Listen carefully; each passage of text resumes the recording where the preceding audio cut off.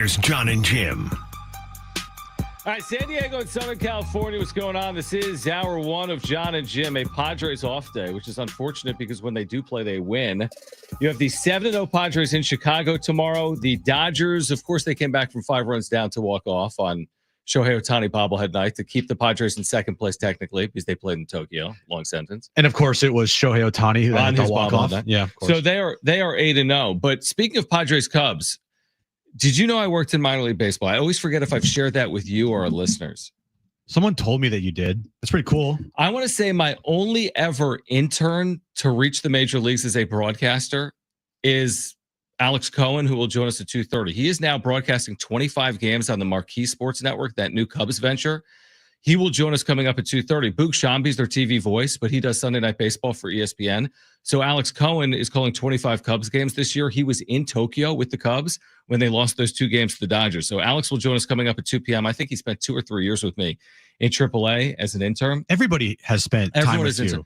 Do you know how many major league announcers I've worked with? And I don't work in the major leagues. That probably says something about me. It kind of does that you're here with me instead of, broadcasting Cubs games on the radio or John Fanta doing like John college Fanta, basketball my for buddy Fox Jason Sports 1. Benetti with the Tigers, John Sadak with the Reds, Kevin Brown with the Orioles. I know like half of the major league broadcasters. I just happen not to be one. And you're with me. I'm with you. Thanks, Jim. You're welcome. Way to ruin my Thursday. Oh, I think way to ruin your life or what do you got, Brent? I was just going to say, me being a Cubs fan, he was also like the broadcaster of the year for Iowa Cubs. That's for right. Like the minor leagues. That's how we last ended up year, the there. year before. That's right. So Alex Cohen will join us at 2:30. Annie Halbrin, friend of the show, right? And she's forever been a friend of the show, even when we couldn't have her on because she was on our competition. But Annie Halbrin will join us coming up at 5 p.m. Much more on the Padres 7-0 start. We mentioned this yesterday, Jim. I don't know if you saw it. You may have seen it on social media. I posted something about the Padres 7-0 start and the Dodgers 8-0 start. This is the 5th time in baseball history this has happened. Not the Padres and the Dodgers. The 5th time in baseball history you have any 2 major league teams 7-0 or better in a season. And like 3 of those instances, Jim, are before like World War I or World War II. This does not happen every day. Now, the shame of it, if there is any shame, I thought you brought up a really good point on maybe the wrap-up show, maybe here, that we don't get to see Padres Dodgers in April, which you've basically seen probably every year in the history of these franchises. We won't see it until June, but that doesn't take away from the fact that these teams are literally unblemished over a week into the year. Yeah, I don't like that scheduling quirk. I agree with that. I mean, look, the last 4 years especially, you could argue there's been no better rivalry in baseball than Padres-Dodgers. I could take it back to 2020 season, which was pretty intriguing too. Mm-hmm. And I was 20, 21, 22, 23, 24. This is the 6th season. It's been pretty interesting. Yeah, I would say. Yankees, Red Sox, I know. Dodgers, Giants, I know. But yeah, the Giants were good in 2021, and they've been average at best every year for the last 10 years. Dodgers have been really good, obviously.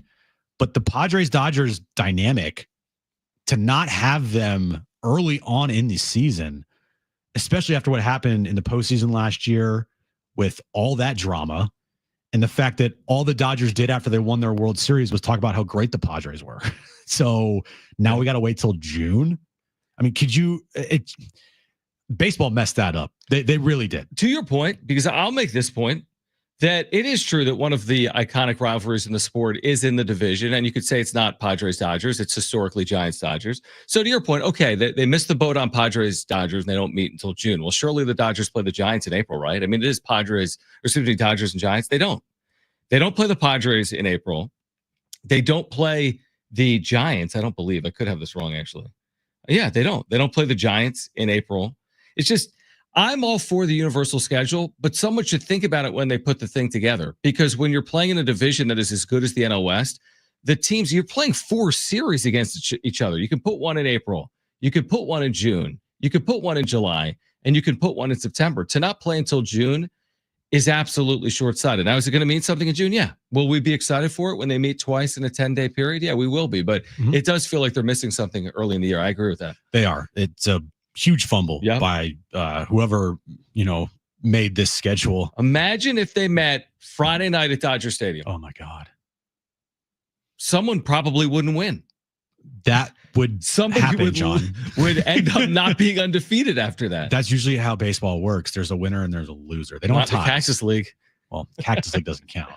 But it's a major misstep by baseball and obviously they didn't know that these two teams were going to be the two best teams in baseball out the gate. No, but they saw the NLDS, didn't they? I watched. Did you see what Dave Roberts said? Did you read the Ken Rosenthal article? Sinister Sling. I mean, are you paying attention? I mean, the ratings in that series were through the roof. We saw our YouTube channel. Exactly. You're right. It blew up. 100%. And to not have them play until June, it's just a huge misstep by baseball because they are the two best teams in baseball right now. They're the only teams that are still undefeated. And it is one of those things where it's like, of course, when the Padres have literally the best start in their franchise's history. Oh, by the way, the Dodgers still are in first place in the division. Do you think we'll look up in June, like what you just said? Hey, these are the two best teams in baseball. That's hard to argue just based on record. And the Padres have played a real schedule, as we've talked about. Do you think when they do square off, we'll say these are two of the top three teams in the sport by then? The Dodgers should be in that category, obviously, based on the year they're coming off, the start to their year, and their expectations. Will the Padres 2 months from today be considered one of the top three teams in the sport? I hope so. Nobody knows the answer to that. I'm just kind of forecasting. Yeah, I don't know. I hope so. That's a ways away. It is. It's not like it's a month from now. It's 9 weeks. Yeah, it's a good amount of time away. But I do think the Dodgers will be one of the best teams around then. Who knows with the Padres? If they stay relatively healthy, I could see that with the way they've played to start this season. But it's one of those things where we're just gonna have to wait, and it sucks because I would love to see, the Padres go up against the Dodgers with a little bit of like a measuring stick series to start your season. You started 7-0, they started 8-0. All right, let's see who's best team in baseball at this early part of the season. Do you think that would change the narrative on the way last year ended if they met this early and the teams were undefeated? Does that trump the ending to last season? Like, what's the lead in the UT? Is the lead, hey, they've met in the postseason. The Dodgers claim that the Padres are the best team in baseball until they beat them and then they won the World Series? Or is the lead, hey, these are two undefeated teams squaring off here this weekend? Both. Yeah. Two best teams in baseball, rivals, both undefeated. Not even if they didn't, like, if the schedule came out and it was different and they weren't meeting this weekend, I would hope they would have had them on the schedule to meet at least in the first month. Yeah, no, I agree. I mean, I just think back on this. It's not just the postseasons. You're 100% right. They've met in 3 of 5 postseasons. They've gone back and forth. Padres won 1, Dodgers won 2. But it's not just that. It's the regular season meetings. They've been very impactful. There have been some of the best regular season baseball of the decade has been played between the Padres and the Dodgers. Now, again, at the end of the day, they're going to play 13 times or whatever it is. And that was always going to be the case over 162. Maybe there'll be more attention on baseball in June than there is right now in April, with other sports being played. So there's time. It'll still matter a lot, I think, in June. I also wonder, like, when they meet in June, what's the division even going to look like at that point? Are the Dodgers going to have command of the division by then? Hopefully not, based on the way the Padres have started. Well, it's the best division in baseball right now. I know Jesse Rogers yesterday was kind of trying to talk his way into maybe the AL East or the NL East, and I'm like, Jesse, I wanted to be like, Jesse, so far right now, the NL West is the best division in baseball, and it's not really even close. Well, he said it was being like brought down by Colorado. I'm like, well, that doesn't count. The other 4 teams are really good. You can't worry about the 5th. No, of course, there's always going to be one team in each division that's bad. How else could teams be awesome? Like, you're not going to have 2 100-win teams and then have all 5 teams in the division be really good. It will never happen. There's always that bottom feeder team, and this year it will be the Colorado Rockies. They're the bottom feeders. Mm-hmm. They're awful. And the National League West, John, we talked about it last night on the wrap-up show. They have won 22 consecutive games between the Dodgers, Padres, Giants, and D-backs. The winning streaks, if added up, are 22 games. Correct. Right. So 8 for the Dodgers, 7 for the Padres, 4 for the Giants, 3 for the Diamondbacks. Is that right? Correct. That equals 22. That is amazing. Mm-hmm. And we talked about this, like, hey, the Giants are 5-1, and they're behind both. Again, it doesn't even matter. But there's a belief that the NL West could have 3 playoff teams. right? Whether Yeah. it's Arizona and San Diego with LA, whether it's San Francisco and San Diego with LA, whatever the combination is, there is a belief, and I think the first week has kind of allowed us to go further down that path, that the NL West could, in fact, have 3 teams in the postseason in 2025. I think it's very realistic. Not a guarantee, but I do think it's very realistic. Now, back in the day, I think it's harder, Jim. I think without the universal schedule, if you're San Fran and you're meeting the Padres and the Dodgers a combined 38 times, I think it's harder to put together the record. Or if you're Arizona, but you don't square off against these teams as much, which allows you maybe to win elsewhere. But would you think it's more likely 3 playoff teams come out of the NL West or 3 playoff teams come out of the NL East? Well, at this point in time, I know I've been watching too. That's why I asked. But the expectations were that Atlanta would be a foregone conclusion. no team in baseball history has started a season 0-7 and have made the postseason. The Braves are 0-7. And they look awful. Right. They really do. They look awful. And everybody before the season, including ourselves, thought that the Braves were going to be absolutely in the mix, and they still could be. It's of course long season, right? They can win 5 in a row and they're 5-7 and they feel fine. But digging out of that hole early on, it feels like you're, deeper in a hole than you might really be. And that gets tough. It might take you a couple months to potentially get over 500. Like when you start out as bad as they have, it might take until the All-Star break, unless they, get super hot. Well, it's the first time in baseball history, to your point, nobody's ever started 0-7 and made the postseason. Their home opener on an April 4th is like a must-win. If you lose to Miami at home and fall to 0-8, and you've lost Jerkson Profar, you have injuries to like Ronald Acuna, you have injuries everywhere. Ronaldo Lopez, Spencer Strider. That's the thing with the Padres. When we had Dan Zaborski on from Fangraphs, who does the Zips projections, he says the one thing that nobody can ever take away now from the Padres is their start. So, yeah, it's only 7 of 162, but they're banked. And Kevin brought up the point yesterday with us. If the Padres play one game over 500 the rest of the way, over 155 games, they've won 85 games, which gives them at least a decent chance alone of making the postseason with 85 wins potentially. I don't think they're going to be playing 500 baseball the rest of the way. Could be wrong, but they have put themselves in a good position early on in this season where the math starts mathing and you look at it and you're like, bigger picture here. And you say, yeah, they do just play 500 ball. They're 85, 86 wins.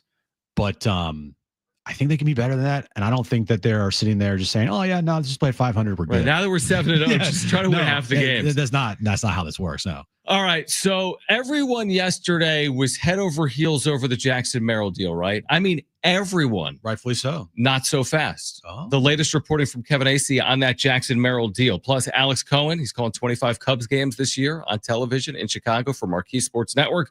He'll join us at 2:30 to preview this upcoming series. We're here until 6. John and Jim.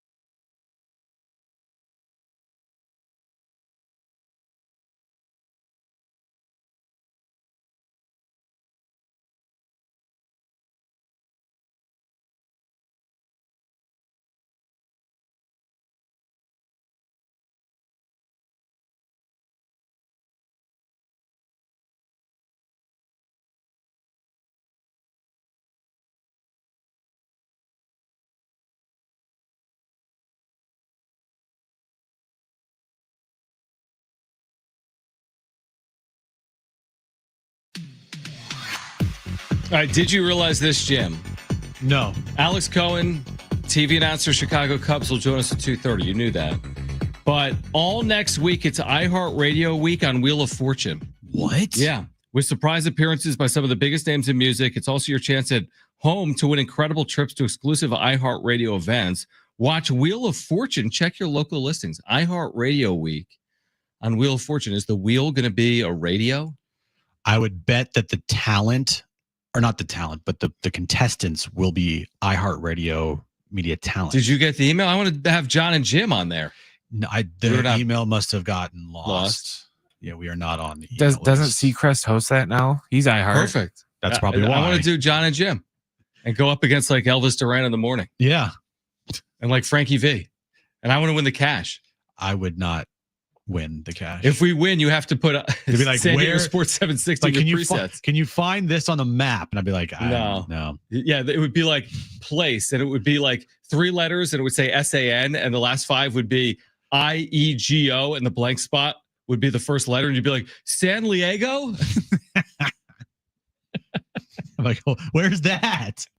All right, there is really interesting reporting that we can touch on throughout the course of the day from Kevin Acee today in his Padres Daily, and Kevin will join us tomorrow at some point from Chicago. Listen to this. So yesterday, every Padres fan and Jackson Merrill and ownership and front office, they are all over the moon. Is that fair to say about the Merrill deal? Everybody was, yes. I saw no complaint. No one should complain. Kevin writes today that the Major League Baseball Players Association stepped in and attempted to sway Merrill from signing the contract. This 9-year, $135 million deal. Scott Boras followed up more on a provision in the contract than the numbers, and essentially, this is Kevin's words, and essentially predicted Merrill would eventually be traded. This is the quote from Scott Boras, right? Mega power agent. Because there is not a no trade clause in Jackson Merrill's deal. He can no trade to 8 teams, but not blanket other 29 teams. This is what Boras said. If a player signs a contract for team relationship purposes, the key provision is a full no trade. Without it, the likelihood of remaining with one team is highly improbable as the business of baseball supersedes all player preferences. That's Scott Boras. And by the way, the MLBPA agreed, saying for a player as young as Merrill to sign a 9-year, $135 million deal, they had balked at Merrill, put it all to the side, which makes him more of probably a Padres legend, signing this deal. But is that interesting to you, what Boras said and what the MLBPA tried to do, which is essentially block the deal? Of course, Boras is doing this. Well, yeah, he represents players and he wants max value. Yeah, and he's the type of guy that always wants the player to get, like you said, as much as they possibly can. Example, Juan Soto. He was not going to settle for a low ball deal of anything under like $650 million. It just, to me, I look at this and I'm like, yeah, Jackson Merrill is even more of a stud for just saying, yeah, I just don't care about the money. Yes, the money, I deserve to get money, but I'm not going to sit here and bitch about it and not sign. I just want to play ball. I just want to be a part of this team. I love this city. I love this fan base. I love this team. I want to sign a deal so I'm secure, and everything else is just like secondary to me. All that I care about is just going on the field and just, helping this team win and as many games as possible. And because of that, makes the kid even more beloved, in my opinion. He should have done the 9-year minimum deal. 9 for 9 deal to put pieces around him. Listen to this. Merrill's partial no trade clause excludes the Padres from sending him to 8 teams.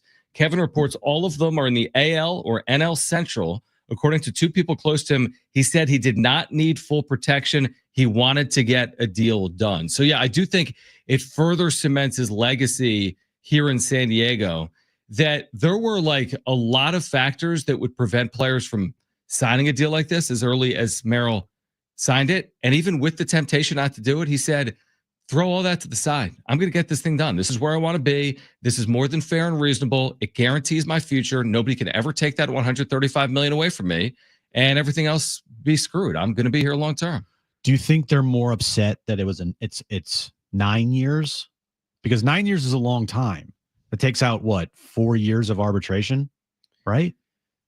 He was under team control through The next 2029. Okay. So they bought out these 5 seasons. Yeah. Is the extension count this year or not? I don't think, I don't think it does. So they bought out 4 seasons, the next 4, and then 5 years of free agency. That's what I think. My guess is that's what the MLBPA is barking at, because that's so many years of his free agency. They probably have preferred like a 6 or 7 year deal to a 9 or this could be a 10-year deal, by the way. Could be. Right, because there's the option, and there's even a club option potentially for the 10th year. Corbin Carroll signed for was it 7 or 8? Good question. Might have been 8. I can look it up. Yeah, Corbin Carroll, who was not as young, obviously, as Jackson Merrill when he made the major leagues either. Come on, internet. He signed a contract, 8 years, $111 million. But that only bought out 3 years of free agency. Is that right? Yeah, I think it's correct. Because he signed after year 1, just like Jackson Merrill. It's correct. Okay. I think the MLBPA is not happy about the years. 5 years of your free agency getting bought out, and you're going to be making $20 million a year for those 5 seasons. Right, where like comp players are making like 35 plus. You're like, what? Well, what about this point too? What if the MLBPA, I'm with you on the years, but what about just total compensation or AAV? Because you have a player, it's hard to compare any player to another player. They're all unique, especially stars. But Fernando Tatis Jr., and again, I'm not calling Jackson Merrill Fernando Tatis Jr. or vice versa, but how do you justify giving Tatis that 340 and then turn around and have this other bright star? They're different. And I could certainly argue for Tatis getting more. That's not my point. But how does one get 340 guaranteed? More years. And the other gets 135. That's just the point maybe the MLBPA could be making. Right. And this kid, all-star last year. You look at his numbers. Dude was the best center fielder in the National League. Well, that's the thing. Like, if he isn't Fernando Tatis Jr., and that's fine to say, I'm not going to argue anyone on that. He's not terribly far off. No. He's only going to get better. Right. And in 3 years, 4 years, when the money starts to really kick in, where he's going to make, I think, $20 million a year? Right. Yep. $20 million a year in 4 years for a baseball player of his stature. Yeah, that plays every day and is an all-star center fielder, might hit 30 home runs and steal 30 bases. Literally, that's like pennies on the dollar. Yeah. In today's baseball, because guys are asking and looking to make $40-50 million a year.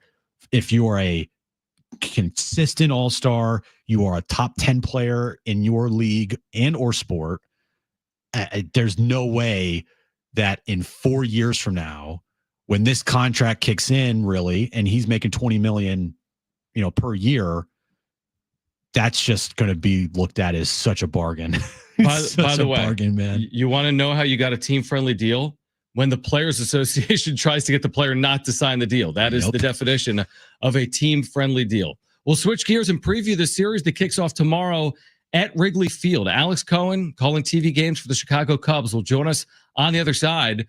Cubs, Padres, first of 3 tomorrow at 11:20 a.m. Alex Cohen, TV voice of the Cubs, joins us next.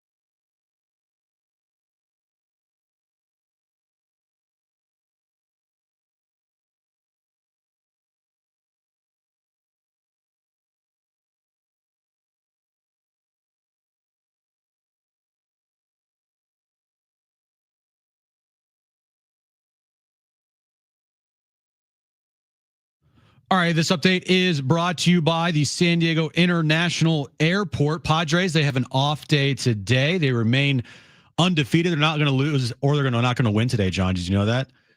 They're going to take on the Cubs tomorrow, starting for a 3-game series in Chicago, 11:20 a.m. first pitch time here in San Diego. And news in the NFL, Geno Smith has signed a 2-year, $75 million contract extension with the Las Vegas Raiders. San Diego International Airport is getting an upgrade. The new Terminal 1 opens this fall. Lots of elbow room, faster security lines, and more dining and shopping options are on their way. Check out all the upgrades at newt1.com.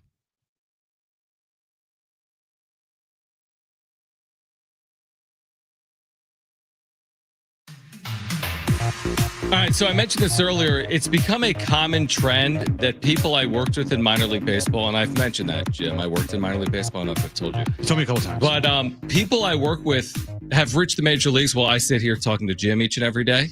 It's a really humbling experience for John. I want to say, Alex, and correct me if I'm wrong, Alex Cohen, who's calling TV games now for the Chicago Cubs after somehow interning for me in AAA baseball like forever ago. I want to say Alex is the only former intern I've ever had to reach the major leagues, which is unbelievable that you're calling Major League Baseball games. But first of all, Alex, thanks for hopping on. Secondly, how did this come about? You called minor league baseball games like I did for forever. You were doing AAA games for the Cubs. Now you're calling Major League games for the Cubs in Chicago. We'll get into the series, but how did this come about? And thanks for hopping on, man. Oh, Shay, thanks for having me on. Really appreciate it. Well, it all first started back in 2009 with the great Lehigh Valley Iron Pigs, and I had two great bosses in Matt Province and John Schaefer. And John's first job for intern Alex was to get chicken sandwiches from the press box because John's a picky eater and didn't like the press box food. So it all went uphill from there. That's when I ate chicken. Wow. That's how long ago it goes, because I don't eat meat anymore. But yeah. It was 2009. So I had a lot more hair. I was about 50 pounds lighter. So those are the glory days.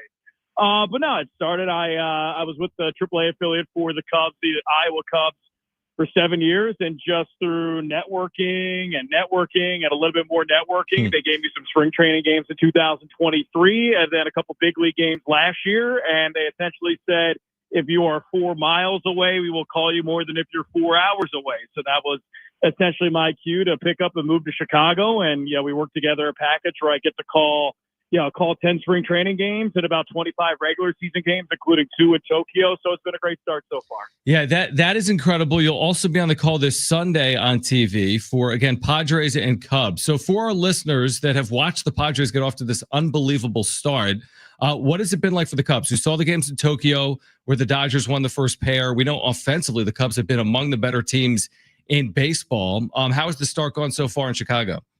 Well, it's been non-linear. It's been walky. I mean, when you start, with 6 days in Japan and 2 games against NPB teams and 2 games against the Dodgers, and then you come back and you play 5 spring training games, and then you play 4 games in Arizona against the Diamondbacks, and then 3 games to open up that ballpark in Sacramento. It's a little bit of a different start, but I think you saw in Sacramento where the ball flies, the offense was, clicking on all cylinders, and you lose Cody Bellinger last year, but then you get Kyle Tucker, and Kyle Tucker is becoming Kyle Tucker again after a tough spring, and Seiya Suzuki is becoming one of the best right-handed hitters in the National League. I think offensively they've been really good. That started about midway through the Arizona Diamondback series. The big question has been the bullpen.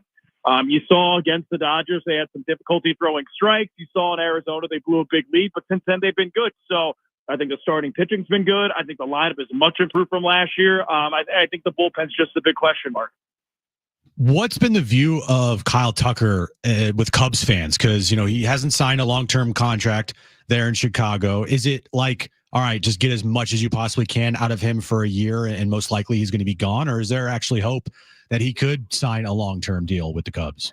I think we'll know a little bit more on Friday at 1:20 when the Cubs and the Padres, they open up the home slate at Wrigley Field, and Kyle Tucker's hitting, 3rd or 4th, and he gets announced to home plate. I think you'll gain a lot from the reception that he gets. I think overall there's some optimism. Obviously, when you trade a former first-round draft pick and Cam Smith, who's now Arizona's top prospect and their starting right fielder, and you trade Isaac Paredes and you trade Hayden Wesneski, I mean, the hope is that you sign a guy like that who you give up a lot for to a long-term deal. Sorry, that's the sounds of Chicago right there. Love it. But yeah, to to a long-term deal. I think that if you ask me that question in August or September, I'll have a better answer for you. But I think the Cubs are definitely optimistic that they'll sign him to a long-term deal. I think the fans have enjoyed the regular season and him hitting home runs in 4 consecutive games. They are enjoying having a top 10, top 15 player in baseball in the middle of their lineup.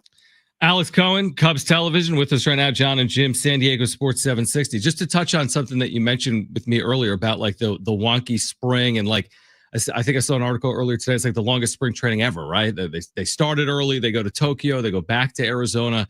Now they're finally back in Chicago. Was it worth it, so to speak? I guess that maybe that'll play out over the course of the season, because the Padres opened in Korea a year ago. They've played games in Mexico City and Monterey. Like, what's the value, I guess? Do the Cubs see it as valuable to have opened the season in the manner in which they did? I mean, I think that there are some positives. I think that when you bring a team over to Japan that early in the season, there's a lot of continuity that's made there. And when you add new pieces to the team, like a Kyle Tucker and like a Justin Turner, they need to get acclimated. Mm-hmm. And what better way to be acclimated than on a 12-hour flight from Arizona to Tokyo, then 6 days in Tokyo where you don't speak the native language, and then coming back to the United States. So I think that a trip like that definitely builds continuity. I think that it ramps up the pitchers a little bit more, where it gets them into live game, important action, where let's face it, you have spring training, and that third, fourth week of spring training, there's a little bit of a lull. Well, the Cubs didn't have that. So right now, I think their pitchers are a little bit more immersed in pitching in, as I said, high leverage innings and high intensity innings than the rest of baseball. So I think it helps pitching. I think it helps team continuity. Where I think it'll hurt is maybe in July and August, where some teams are still hitting their stride and the Cubs are a little bit tired. But, right now, presently, I think it helped the Cubs. Is there a pressure for the Cubs to make a postseason appearance this year after, not being in the postseason last couple seasons, and with the acquisitions that they've made, the chance that Kyle Tucker could only maybe be here for 1 year? What's that pressure like for this team this year? Win a division. I mean, yeah. I think that you saw all the projections and all the betting sites saying that the Cubs are the odds-on favorite to win the Central. When you add a top 10 hitter in baseball and you have seemingly improved your bullpen, and you have another year of Michael Busch as your starting first baseman, he's only going to get better. You have another year of Pete Crow Armstrong as your starting center fielder. He's only going to get better. You have a first-round draft pick at third base and Matt Shaw, who will likely be more productive than all the 6 third basemen that they used last year that are no longer part of the Cubs organization. So I think if you look at all of those things, the expectation is that the Cubs do win the Central and they do make a run of the postseason. They haven't been to the postseason in a full season since 2018. Is that right? Because they were in 2020. That is true. So I mean, in 2018, and then obviously in 2016 and 2017, they had a nice run at it as well. So. No doubt about it. They were okay there. No doubt about it. They were decent. Yeah, Alex Cohen, Cubs TV, with us right now on John and Jim. What's your perception here of the Padres? 7-0. You saw the Dodgers, who are 8-0. Jackson Merrill gets this long-term deal. It's been pitching. It's been hitting. It's been running. It's been fielding. Overall thoughts from afar of what San Diego's done so far?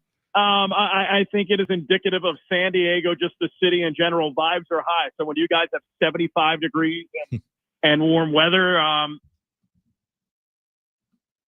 Did we lose him? Alex is still there. Are you there, Alex? Let's see if we can connect with Alex there.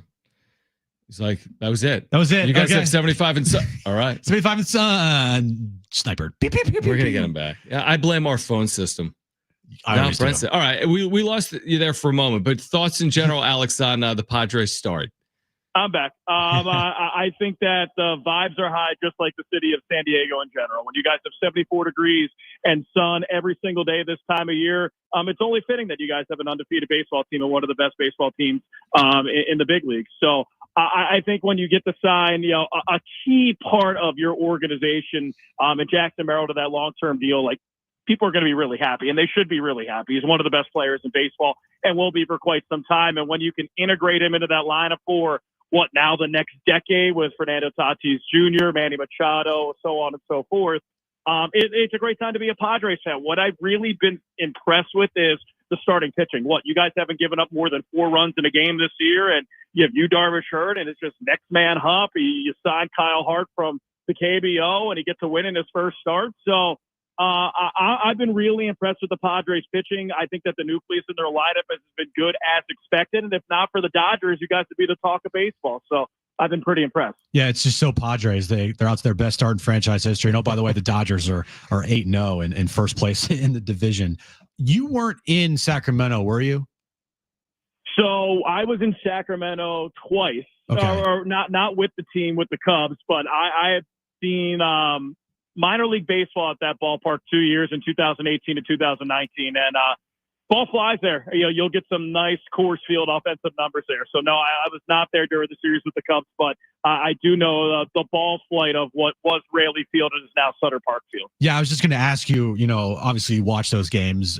What was your take on that whole atmosphere? And you have fans already chanting "Sell the team," and I mean you have a press room that's a shed. I mean, it's like the clubhouses are in center field. Like, what's your just view on that? Watching. Well, I mean, I'm not surprised, because when we were there in 2018 to 2019, that's where the clubhouses were. You walk through a gate in center field. You have the home clubhouse to the right. You have the visiting clubhouse to the left. So it's not like I'm shocked, and it's a great place to watch a minor league baseball game. But it's really hard to transform a minor league baseball stadium into a major league baseball stadium. And I think you're starting to see that a little bit just with some of the radio accommodations and the Sacramento radio feed, breaking off the first couple days. And hopefully it gets better, because I think athletic fans deserve better. I think from a offensive production, you'll see a lot of team stats go up when they visit Sacramento, just because ball flies there, the dimensions are short to the corners. And if you saw a home run by Seiya Suzuki, it dented the center field batter's eye. It was like halfway up the batter's eye, 445 feet. So the ball obviously carries the center as well. So I think fans will be entertained when their teams go out to Sacramento, just because they're going to score a lot of runs. Well, the Padres go out there after the Cubs. Yeah, Padres are going there to open a series on Monday. Alex, I made the mistake of Googling Chicago weather, which I think is always a bad idea. Yeah. 45 and rain tomorrow, 47 and gray Saturday, 40 and sunny Sunday, 42 is a high in snow on Monday. Enjoy the return of the Cubs to Wrigley Field to kick off 2025. Alex, seriously, so thrilled for your opportunity, man. Take advantage of it. Enjoy the series coming up, and we'll catch up again soon. All right, man? Thanks, guys. Really appreciate it. And I would say go Padres, but I can't do that for the next 4 days. So hopefully we have a fun series. All right. Looking forward to it. That's Alex Cohen, Marquee Sports Network, calling 25 Cubs games here in 2025. Let's hear from Manny Machado on the other side. His thoughts on this Jackson Merrill extension. We are here until 6 p.m. Annie Halbert on the show at 5 as well. John and Jim.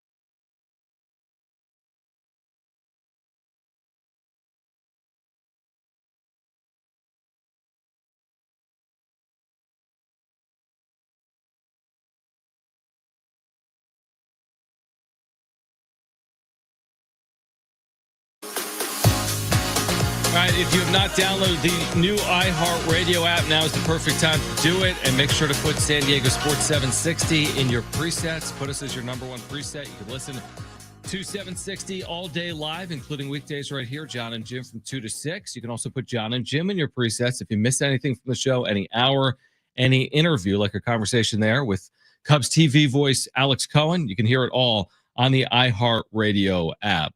Annie Hobron will join us. She wrote about Jason Hayward and what the Padres are doing on an off day today in Chicago. Of course, Hayward was with the Cubs for a long time. So the Padres in Chicago will catch up with Annie Hobron coming up at 5 p.m. Now, we heard yesterday, I think, did we hear from Fernando on the Merrill deal?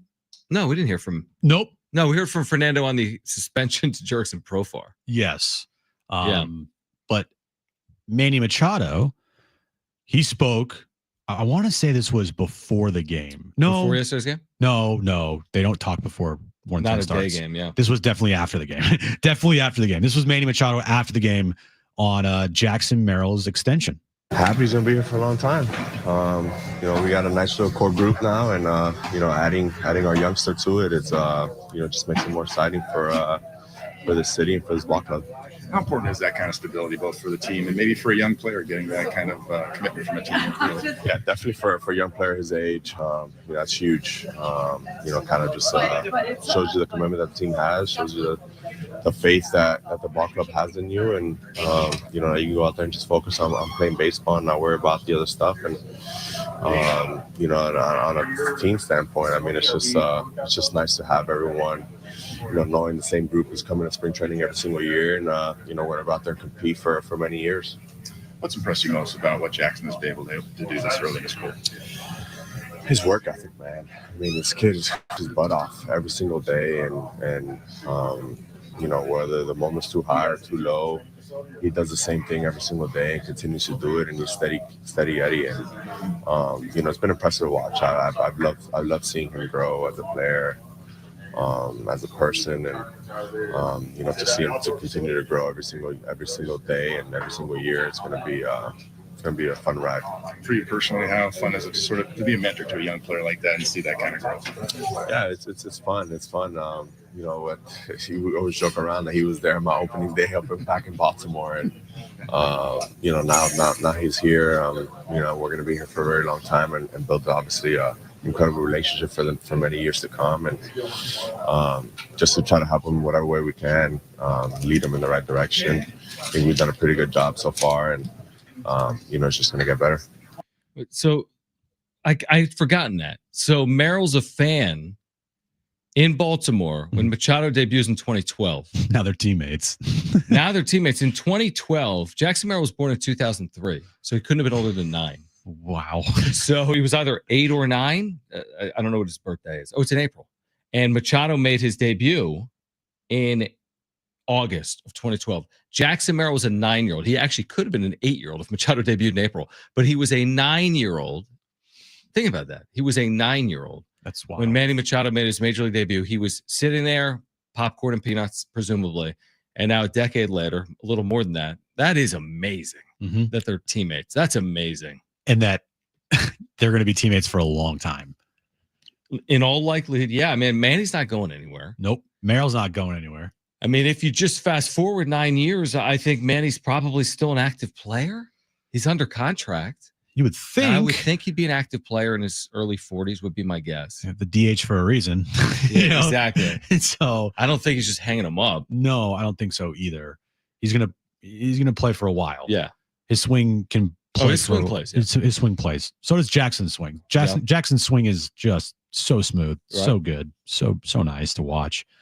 But yeah, to hear, and it wasn't just Manny that spoke about Jackson Merrill. I mean, everybody in that clubhouse had glowing things to say about Jackson. And that's pretty cool to see when everybody in that clubhouse just doesn't have a bad thing to say about you.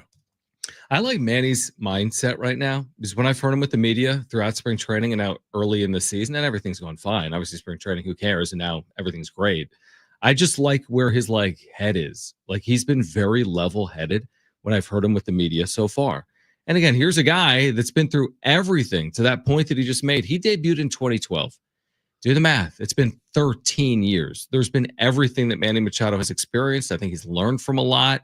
He's had all types of dealings with the media, not all of them favorably, including here in San Diego. You just hope this is one of those years also for Manny. We always talk about it where just everything just aligns. I'm not saying it has to be the best year of his career, but just a darn solid year where he is healthy, which has been the story of his career, and just continues to produce, because I don't know how many years we get where Manny is that career year type player in the midst of his prime, because he is in his 30s right now. And that's one thing, father time's father time. So I don't know how many more really prime Manny years we're going to get. Hopefully we do get one in 2025. Another thing that I love too, and this, goes back to Jackson. Mm-hmm. A lot of these guys come up and they're highly touted prospects, and, like Paul Skeens last year on the Pittsburgh Pirates. Mm-hmm. I would love to know who's Paul Skeens is, I guess, vet in that clubhouse. Who's that vet that is teaching him the ways? I don't know. That's a good point. Here in San Diego, pretty nice that Jackson Merrill got to come up with guys like Manny and Xander and Joe. You had a pretty good clubhouse in year one as far as like veteran leadership, where he could just go be himself. A lot of players don't get that opportunity, right, especially if they're highly rated prospects. They're probably on a bad team. Yeah, and the other thing, like you made this point, I think, yesterday about Skeens. Like, Skeens is not the guy that's going to race to the contract that's going to be put in front of him for 9 years. Oh, God, no. He's not like, oh, Pittsburgh, what an amazing opportunity. With your history here over the last 25 years, I would love to do a sweetheart, team-friendly 10-year deal. He's doing GQ magazine photo shoots with his girlfriend, Livy Dunn. There's zero chance that he's signing a contract with the Pittsburgh Pirates. Right. So, like, how lucky are we where there are other franchises? By the way, Pittsburgh's got a real history and won a lot a long time ago, but they have a real history. And is a good sports city. And we've seen, like, the Steelers, for example, but the Pirates have been an absolute train wreck. And how lucky are we? Because there are the Miamis, and there are the Tampas, and there are the Sacramento, Oakland, Las Vegases. And the Pittsburghs and whomever else. And San Diego's not in that category, thankfully, right now. Also, how lucky is Jackson? Like, that's true. That's where Good I'm going point. with. Like, how lucky is Jackson Merrill to have come up now and be in a clubhouse, a winning clubhouse from the jump, his first year, and to have the vets in there to really help him out. Like, they're not a bad team. They're a really good team. Mm-hmm. He didn't have to deal with years of losing like some players have to do when they're young, and then kind of find their ways and, see the clubhouse change and whatnot. Right away, Jackson Merrill joined a team that, really needed him, right? And then also won right away. And so I think just for him, I mean, perfect timing. Everything's great with the setup that he got to come into. And yeah, how lucky is Jackson Merrill to be able to be in this clubhouse? It's a two-way street. And again, like, how lucky are Padres fans that this organization has been run as well as it has been to prevent us from being in a situation like the Pittsburgh Pirates, because the Padres haven't always been like this, as we know.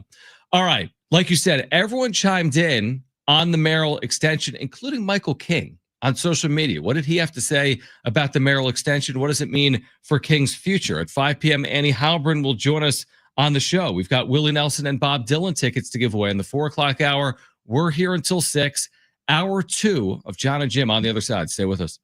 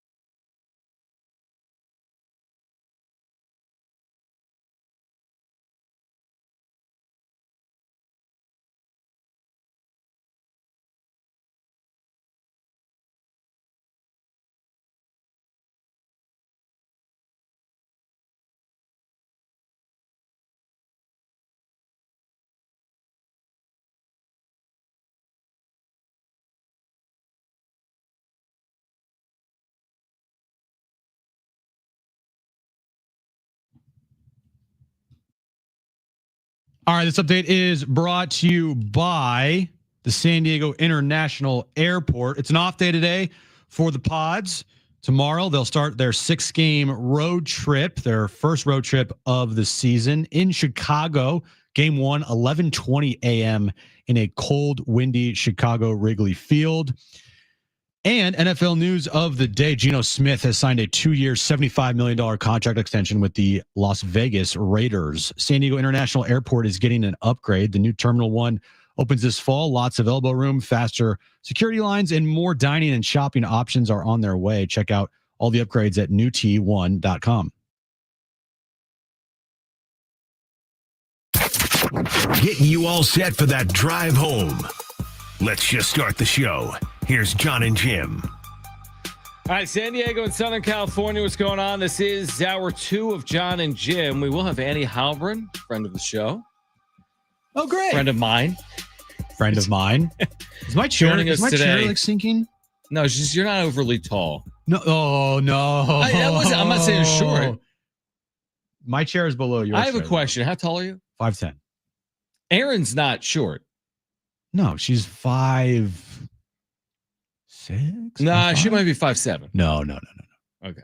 Well, when she was walking down the aisle and I'm officiating, what are you doing? She has. I'm trying to get this chair. When she was walking down the aisle and she's in like a wedding dress and I'm like officiating this thing and trying to keep you two from bawling all day long, like you're getting married or something. She like, how tall was she with the heels and the this and the that? She was wearing heels, John. That's what I'm saying. Was she taller than you? There's a long way of me saying, was she taller than you on your wedding day? She was not. No. Were you wearing heels? No, I wasn't. What was I wearing? I mean, because typically like a heel is going to give you a few inches, right? Yes. Let me show you the height right here. Well, I'm John. in half these photos, although you like Photoshop me out. No, I didn't. Every photo I see online is you and Erin. Okay. That's where am I? Okay. See, look. Let me see. No, I don't know. I'm taller. I got to fix this That's chair. your hair, dude. I'm telling you. I'm gonna wait. Can I show this to the screen, dude? Are you cool with My that? chair is like Can I do this? sinking. Are you cool with me doing this? Yeah, it's on our Instagram page. Like that's close. Anyway, she's none of wearing her heels, dude. I know. That was my point. I don't even know what my point was. Oh, it's because you say you're shrinking or something. My chair was shrinking, not me personally am shrinking. This chair sucks, and it's like going down every time I sit on it. All right. Annie Halbrin will join us coming up at 5 p.m. And I've had that. Maybe the chairs got switched. Chairgate. Seriously, we need to buy new chairs. So, do. A lot of people commented on the Merrill extension. Believe it or not, there's a thing called social media where you can just post whatever you want. What? So, like, all these people commented from minor league teams like the Lake Elsinore Storm. They can comment. They have accounts.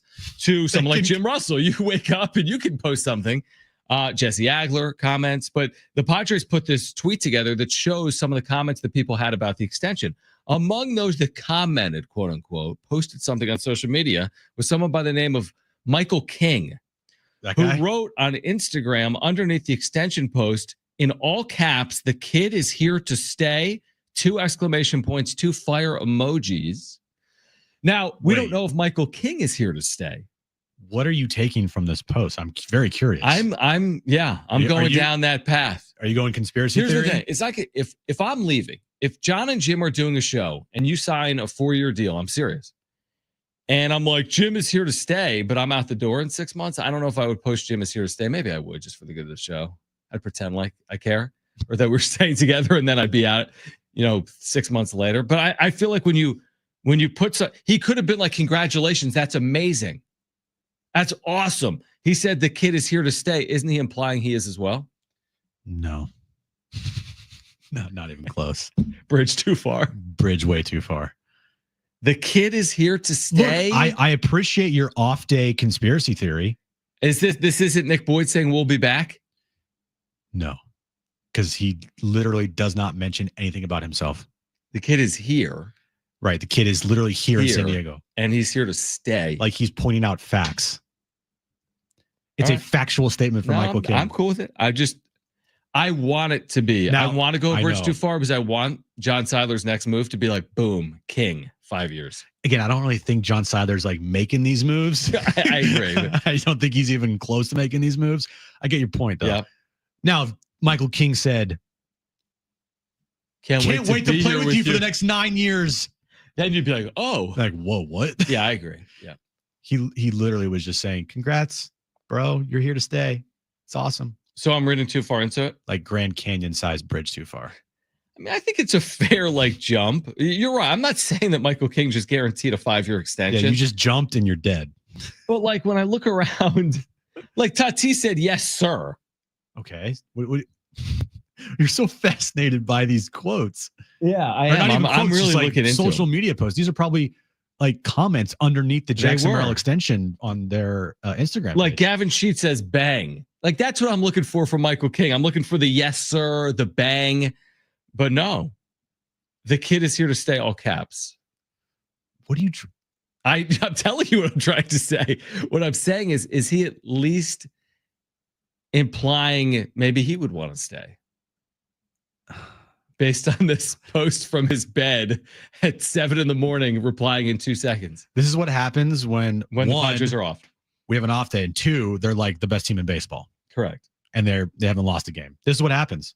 I agree. We take 4 words and it was like 6. 6 words, and we try to bridge a gap and make it into Michael King says he wants to stay with the Padres. No, I'm not. No, you're right. You're right. He certainly isn't saying that. And this is how fans operate. And I did this yesterday, and this isn't fair. But I'm like, oh, you got Merrill done? Work on King. That's my first thought. I would love that. I just don't. Talking to Kevin yesterday, it doesn't sound like that's going to be the case. Now, Kevin said, well, they may have interest in doing it. It would surprise him if they did it before he was a free agent. But I'm like, well, if you're going to wait for him to be a free agent, then you're going to pay top dollar, which they're already going to do. I mean, you can't go to Michael King's representation right now and be like, sweetheart deal. Like, no, dude, the guy's 5 months away from free agency. He's waited his whole career for this. I feel like, pitching is such a premium in baseball that you're not going to see a pitcher going into their, free agency ever getting like a deal like Jackson Merrill got, where it's very team friendly.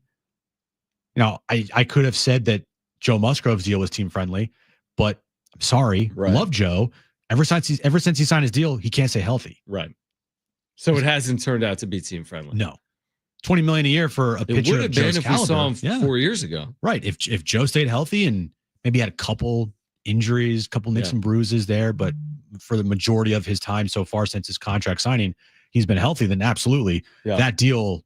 And Joe said it, like, if I can't live off $100 million in my life, then I got problems. He said that. And it just hasn't worked out. Like, I'm sorry, it just hasn't worked out. So you think, okay, so who would be less inclined? Are you saying King, because he's this close to free agency, would wait it out? I unless the Padres really come to him with a legitimate offer and they're aggressive, then of course you're going to wait it out. Cease, to me, no shot. No, Cease is no shot. No shot. King, and if he gets if by the All-Star break he's like, say he's an All-Star, then you're really going to have to, if you're the Padres, bring something strong to the table, or King's gonna go to free agency. Yeah, which again, I guess would be my assumption. Like, I think if you go into it assuming all these players reach free agency, they're not going to let you down. Like, I went into the season assuming King, Cease, Arise are free agents at the end of the year. I always assume, and I mean, it's hard to probably go look.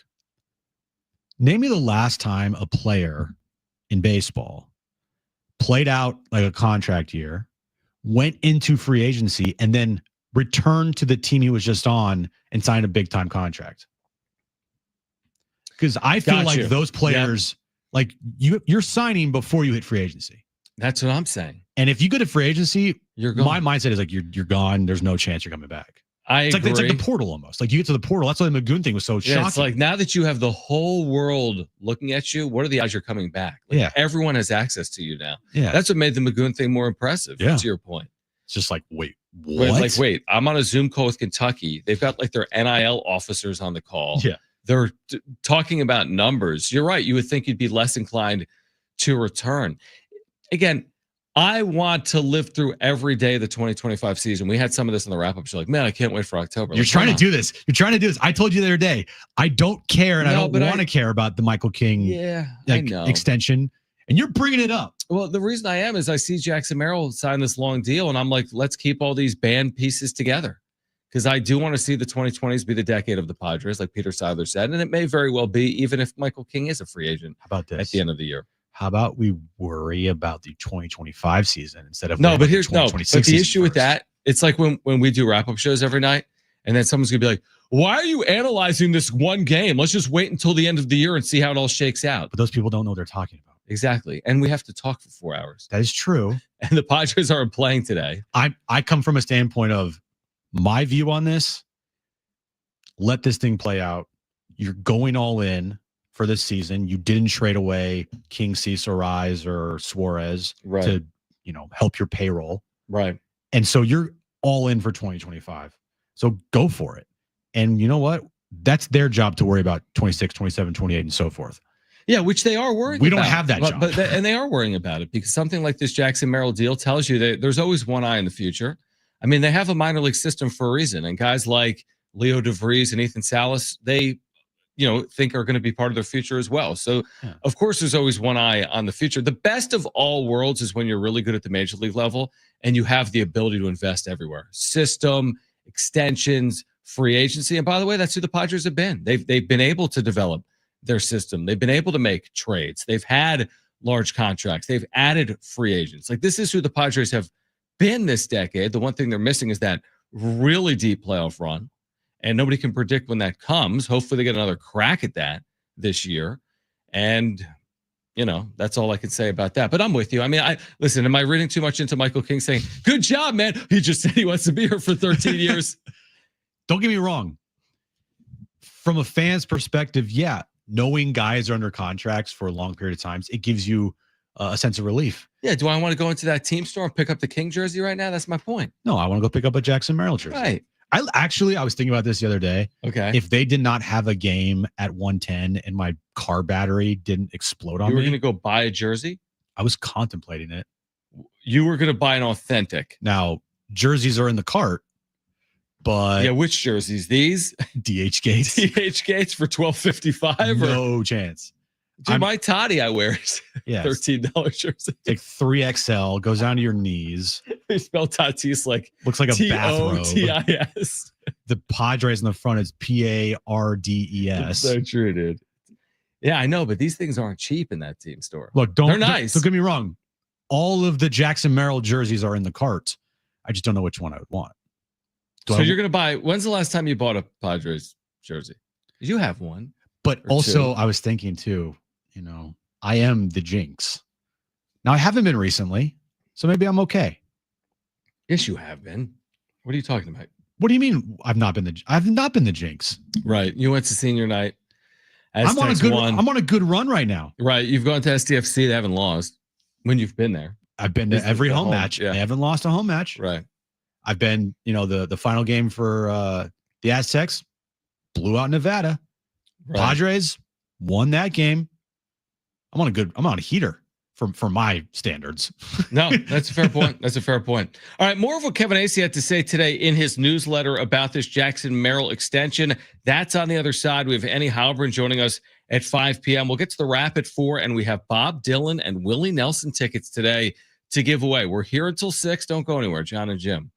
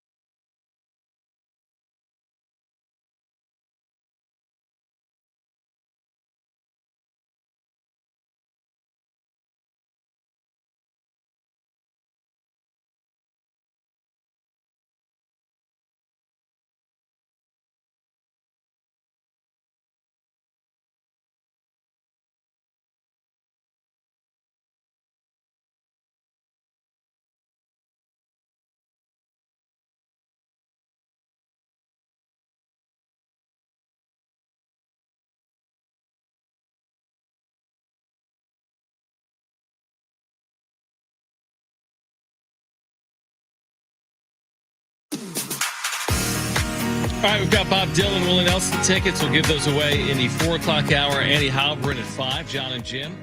San Diego Sports 760. So surely, Jim, the Padres' odds to win the division have gone up exponentially since they've started 7-0, right?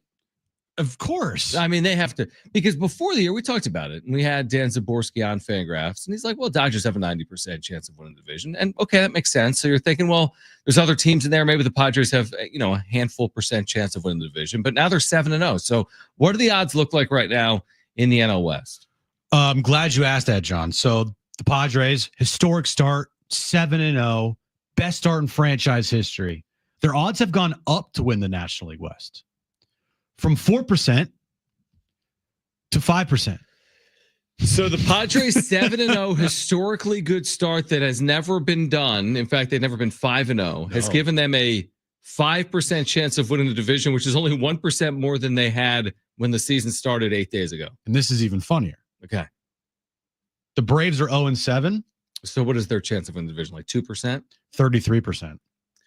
So the Braves still have a 1-3 shot analytically of winning the NL East, yet the Padres have a 1-20 shot at 7-0 of winning the NL West. Yes. Do you know what that means? What does it mean, John? That the Dodgers are historically good according to analytics. They're viewed as historically good. Right. Yes. That's all that means. Like if the Padres were in the NL East, they would have a 40% chance of winning the division. If they were in the NL Central, they'd have a 50% chance of winning the division. Bro, if they were in the Central, they'd have like a 97% chance. Not 97, but a much higher. But the fact that they only have a 5% chance of winning the division off a 7-0 start speaks nothing of San Diego, and I think everything of LA. Is probably my guess. There is a scenario where Dodgers won 105 games. This happened in 2021 when the Giants won 107 games and the Dodgers won 106. The Dodgers were the first wild card team. Giants won the division, and the Dodgers had to start a wild card series. Now, there wasn't an expanded postseason back then, so it was a one-game playoff. And guess who it was against? It was against Mike Schilt's Cardinals. And then they went to travel and play the Giants. Giants won the division that year. Right.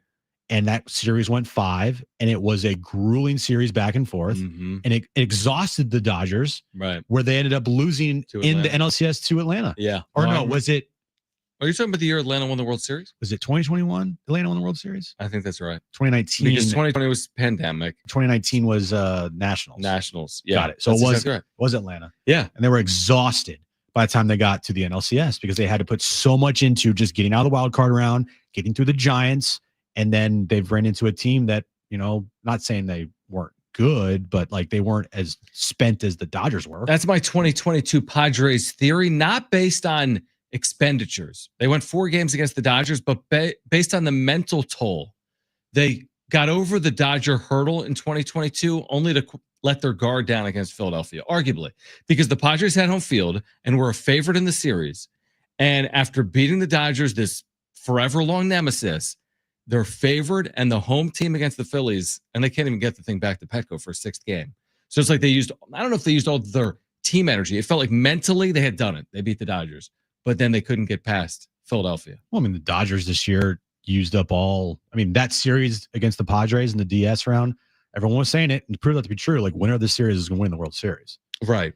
And that was a mental grind, that series. Yeah.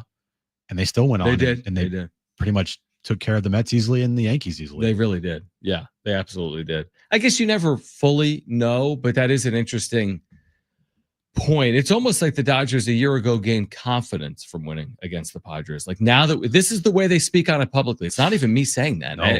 And at first I didn't really believe it, but the fact that I've heard it from like 8 different people leads me to believe it's not some directive. Dude, all they did in the offseason. All they do is talk about the Padres. They were like, hey, you over there, come here. I want to tell you something. Do you know the Padres are the best team we faced in the postseason last year? And you're like, this is a Wendy's. Yeah, it's a Wendy's. Do you want a 6-piece nugget or like a 10-piece? Yeah. What's your order, sir?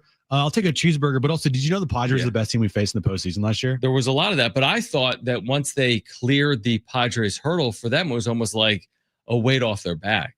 It was. That's what they've said. They said that once they got past the Padres, they could exhale. a little I mean, bit. it kind of makes sense when you think about as late as the end of the regular season, the Padres clinching at Dodger Stadium with a triple play to make the postseason. Like, it was a little bit of an interesting time right then and there. Then Mookie Betts is Tatis on his podcast for whatever reason to talk about the triple play the next day. Dude, that was a great triple play, huh? It's like, what I'm are we so doing? glad you guys got to celebrate against us. That whole thing. So That's stupid. the, like, when you say the silent part out loud that Fernando Tatis Jr. and Mookie Betts are boys, like, okay, I understand people can have relationships, you can text, but when you put it out there publicly, like the day after a series, I've always found that to be odd.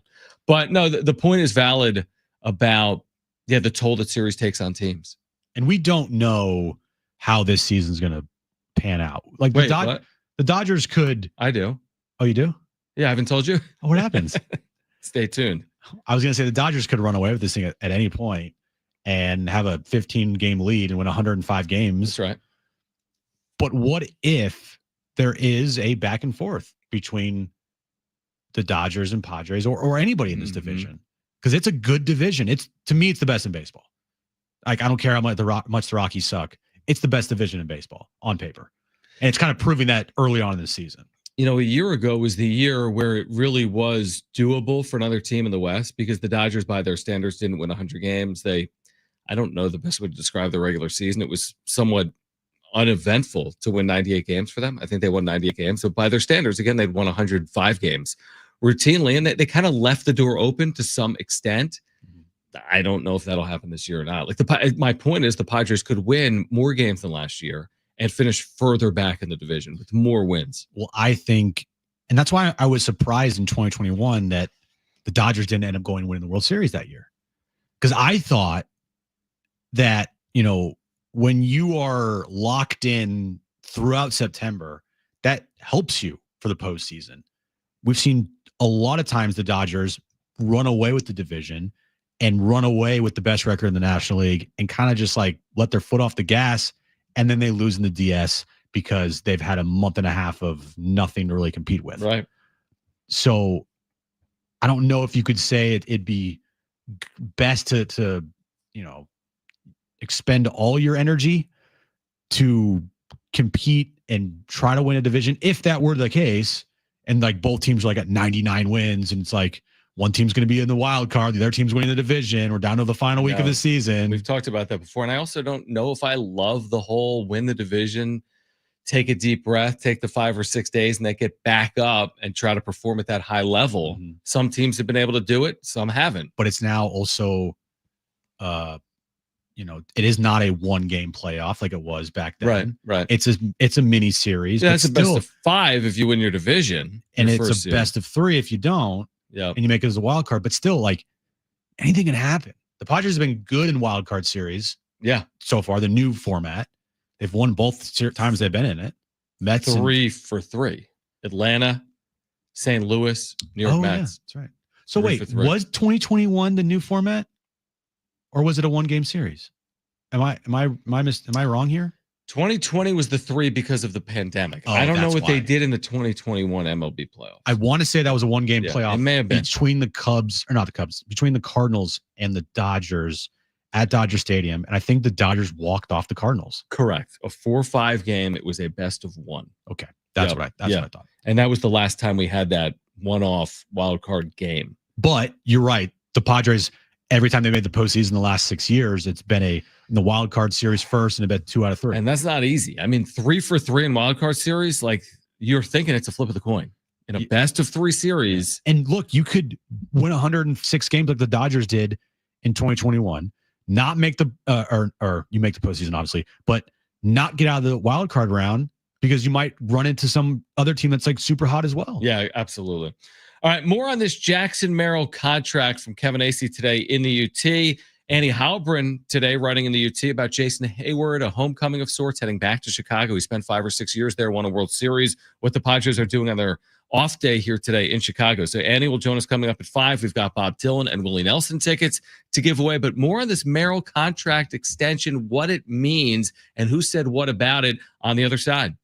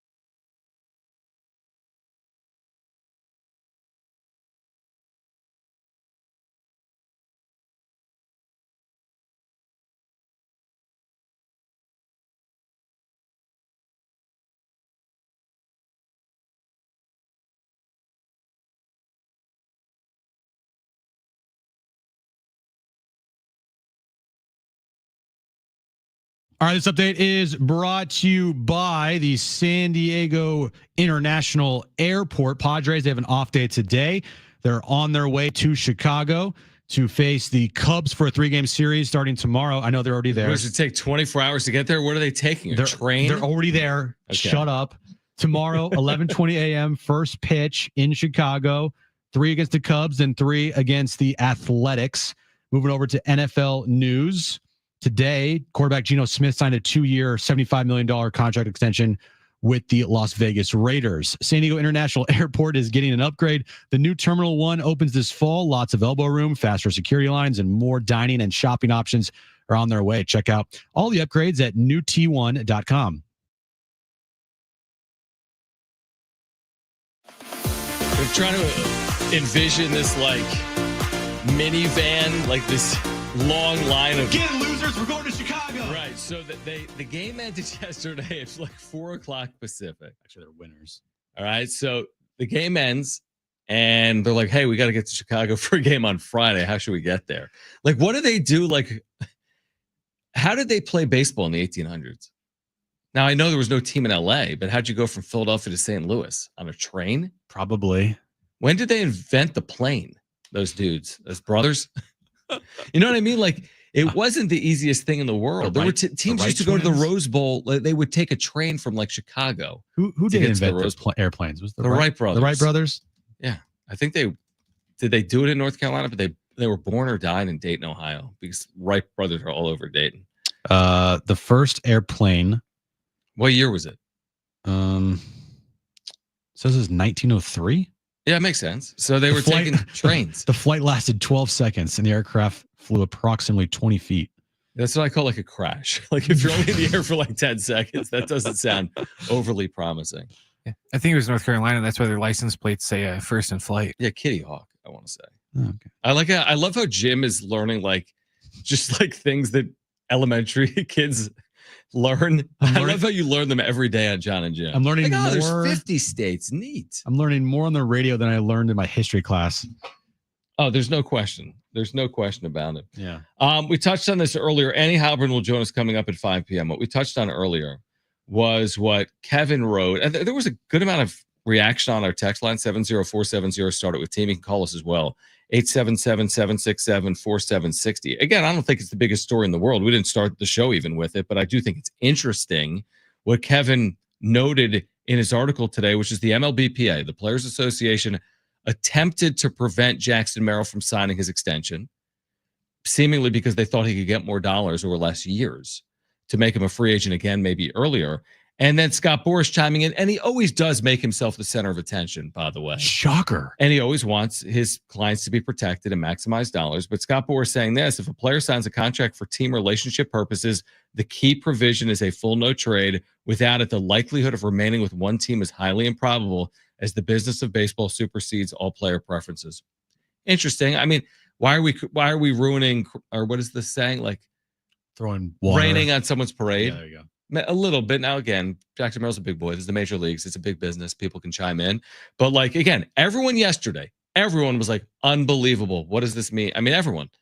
Now, I get it. You take a step back or from afar, and the MLBPA was like, you could have gotten more money. And Scott Boras is like, oh, you think you're not going to get traded? Well, this is a business. Okay. Scott Boras, you can shut up. Yeah, because Jackson Merrill's a big boy, and he can make his own decision. You're not his agent. Thank God. Right. Otherwise, they're not getting this done. Maybe Jackson Merrill just tells Scott Boras to shove it. Well, that's why he's not maybe represented by him, though. Because I'm going to believe what Jackson Merrill is saying about why and how he feels about this contract, and just wants to play baseball, and he just wants to win, and he wants to do this to help AJ build the team around him and build a winner, because it's all he cares about is winning. And when I read those things and I see those things, it just makes him even more beloved for doing what he did. Completely. Because you never see this. You don't, because of agents like Scott Boras. And again, I'm not saying Scott Boras is wrong, because what's his job? To get his clients the most money. Right. Absolutely. And it's up to these owners to pay up and pony up their dollars. And a lot of times they don't do that, and it pisses me off.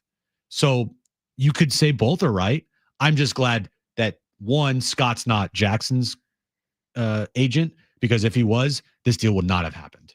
There's a line in this article from Kevin where he writes, there's always consternation among agents and the union when a player signs, and then he puts this in quotes, a below market deal. It's something of an ebbing tide lowers all ships thing, 100%. Because they're part of a union for a reason. I understand that, but to what end? And also to each their own. What I mean by that is Merrill has to represent himself as well in this equation. And you have to look after yourself. And while we might say it's below market rate or it's team friendly, $135 million guaranteed is that. And if something were to go haywire before he signed an extension, there's no guarantee he does get $135 million in his career if he never signs the deal. So there's a lot of factors, I guess, is the point in here. What I do know is this. Merrill's going to be beloved here because of it. And then twofold, the Padres are going to have hopefully money to spend around him in the weeks, months, years to come. So I just feel like from a Padre perspective and a fan perspective, it's a huge win. And even if Scott Boras is mad or the MLBPA is mad. Yeah, I could care less if Scott Boras is mad. Right. Not the biggest fan of Scott, obviously. But this contract that Jackson signed, it's such a good deal, not just for him, for mostly the fans. I'm so happy for Padres fans, because how many times have we seen in baseball and here in San Diego, players leave because the organization couldn't or didn't want to sign them? Right. I go back to, the Jake Peavy era and Adrian Gonzalez, those type of players, right? They didn't want to go anywhere, but guess what? The organization at that time wasn't going to pay them the money. And here's the other thing, because we keep saying 9 years, 135. Like, okay, I could see it where people say he could do more. That's fine. I agree. I think he's a player that can outperform that contract. But what the contract actually is, if he gets to 500 plate appearances every year, which is you talked about with Arise the other day. Arise had like 670 last year. 500 is not a high threshold for an everyday player. I mean, you just get there. All he has to do, he doesn't have to hit 300 or 200 or 100. 500 plate appearance threshold, if he hits it, it goes from 135 to 165 over the deal. So he gets $30 more million. That's not some crazy escalator where it's like win the MVP or win a World Series or hit 330. No, you bat 500 times and your contract goes up $30 million over those 9 years. Yep. And then also the 10th year option for 30, 35 million? Yeah, there's some other things in there for $1 million here or there based on MVP finishes as well. I mean, it could be worth as much as 204. Yeah. Which sounds to me like a lot more than 135 because it is. Obviously, I don't know the particulars of how this contract was drawn up, but I can bet you that when Jackson saw that in his contract, probably looked at it as a challenge. Like, all right, let's do this. I want something in my contract that makes me have to work every single day. I don't want to rest on my laurels. I want to say, oh, I got my payday. I don't have to work as hard. Right. And that's just the type of player that he is. Like he talked about, the Kevin Acey articles the other day, right? How it motivated him. It was kind of like him and Kevin's thing. He would jab at Kevin if he would write something about Jackson slumping, and then Jackson would use that as motivation, go out there and go on a tear. You don't think Jackson's going to look at this in his contract and be like, oh, 500 plate appearances? Bet. Easy. Yeah, the way Kevin wrote it was like basically the agent and Merrill see it as like a given. Because Merrill fancies himself as a guy that you plug in every single day like Manny Machado. Why would he not? Yeah, I mean, the only thing that can get in the way of that is health. I mean, Merrill's going to play.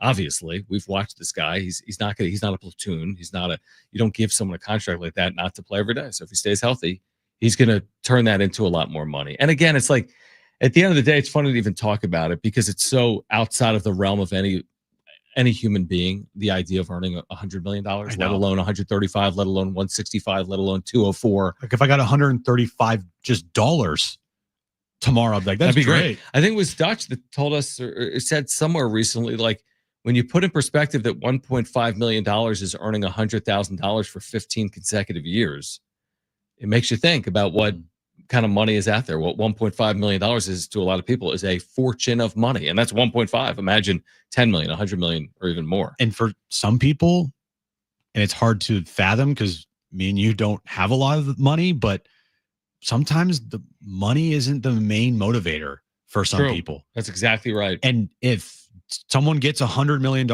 they're perfectly fine with that. Yeah, how could you not? How could you not be? Yeah, it's a great point. And for Jackson in a sport where you are seeing some like ridiculous contracts, and you're going to continue to see some ridiculous contracts. Absolutely. He said, "Yeah, I get that, but I'm also good with 135, which will go up because if he gets 500 plate appearances, like you said, And you know what? I can live off that. I'm set for life. My family's set for life. My family's set for life. My next generation of family set. Like, we're good. He's not the guy that I see going out and being the first purchase that he buys with his new contract is like 5 new cars. Like, he's just not that player. Right. He's like, hey, can we go to the batting cage or something? You know what I mean? Like, right. He just wants to go get the unlimited pack at the batting cage now. He used to only get like 50 swings. Now I get like 100. Well, he can go to Petco and they have a little better batting cages. Than just going to like the one with like the rubber balls with like the. What I meant is like instead of going out and shopping, he's just going to go to the batting cages and just like hit and just practice and just try to get better and better and better. Is he married, engaged, or he's been dating someone since what, high school? Maybe. Yes. Yes. I saw a photo that the Padres posted. It's his girlfriend. Okay. Yeah, they've been together for a while. I don't know if she'll necessarily have to work though after this. I don't know if she is working. She might be a student. I think she's the same age as him. She's young. She is 21. Yeah. So, all right. On the other side, Fernando Tatis Jr. weighs in on the Padres-Dodgers rivalry. What did he say? We'll share it with you next.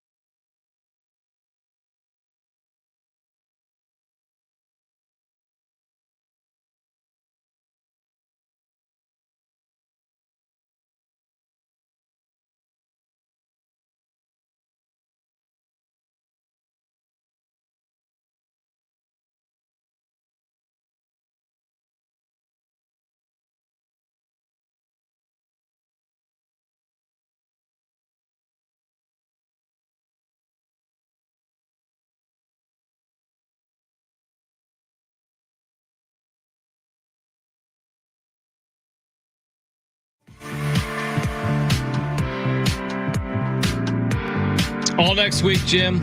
iHeartRadio Week, only on Wheel of Fortune, with surprise appearances by some of the biggest names in music. Maybe John and Jim, if you tune in. Well, we're not music. No, you're right. That's fair. It's also your chance at home to win incredible trips to exclusive iHeartRadio events. Watch Wheel of Fortune. Check your local listings. If you could go on any game show, which would it be and why? Ooh, great freaking question. Isn't that a good question? I'm talking historically. You could go on, what was that one? No Whammies? Like 80s. What was that called? No Whammies. Press your luck. Amazing game. There was the thing with the wheel, not the fortune. Price is Right. Yeah. I think I would do Family Feud. Really? So you'd bring the whole family? Yeah. I guess that's kind of That's the prerequisite. point. Yeah. Family Feud over Who Wants to Be a Millionaire? Oh, for sure. But don't you want to be a millionaire? What do you win on Family Feud? Like $1? No, you win money. $1. Or Jeopardy, you can win a ton because you keep winning. I just know I would freeze on Jeopardy. No, you wouldn't freeze. You just wouldn't know any of the answers. Geography for 500. Like, what's your name? Yeah, that'd be a problem. Jeopardy, I would not even. It would. I'm not qualified for Jeopardy. Spell cat. K-A-T. K-A-T-T. All right, so your answer is Family Feud. Maybe if every Jeopardy, if it was like a Steam Jeopardy, like Star Wars or like sports. Marvel. Sports, yeah. It'd be good. Sports Jeopardy was awesome back in the day. That existed. So your answer is Family Feud. Brent, what is your, I can go on a game show? Maybe $25,000 pyramid. I wasn't a huge fan. I would watch that all the time. I thought it was hard. You're staring. You've seen Not compared to Jeopardy. Do you know that, Jim, or no? No. You don't know $25,000 pyramid? No. What am I supposed to? This show's over. Yeah, you just stare at each other and like say like, how did it even work? Like you there would be certain phrases and words you couldn't say. So like if it was like Padres, you'd have to be like baseball team, California. Oh. And then you'd be like Padres, and then they go to the next. And then they had like they had the big pyramid and like yeah. The higher you got up the pyramid, the more money you won. That's like the Dick game Clark hosted it. that you do on your phone, and you have like you put on your forehead, and it says like the name of something. Absolutely. And then the person across from you has to like explain it without saying it. 100%. Okay. Yeah, that's exactly what it is. I would do Who Wants to Be a Millionaire because I just want money. And then I would not use you as my phone line or whatever, my lifeline. You know, it'd be a fun. Well, yeah, no crap. You know, it'd be a game show that I would think I would want to go on, but at the same time, it's just all luck. Is the what's the one with the briefcases? Oh, Deal or No Deal. Yeah. I like that because then all of a sudden it's like, yeah, do you take the offer? Do you not? Yeah, like it's like gambling.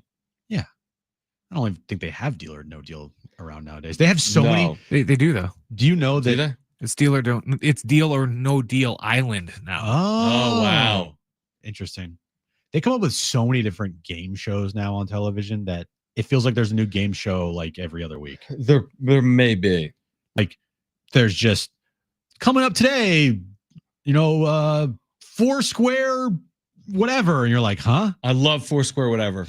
That's my favorite show right now. It's a good show. I don't know why we're asking Fernando Tatis Jr. about the Dodgers, but I'm here for it. So this is it Kevin's article. So they're not going to meet until June. We've talked about it. They'll play 7 times in 11 days, right? And Shohei walked off. We briefly mentioned it earlier on his bobblehead night. So the Dodgers are 8-0. The Padres are 7-0. This is what Tatis had to say about it. We're in the same momentum of last year. Obviously, they won it all. And obviously, we were en route to do the same thing, but they got ahead of us. Both teams are just hungry. We got to show it more than them. We just have to come and play every single game like this. That's such a Tatis quote. I really hope that these two teams are on a collision course once again.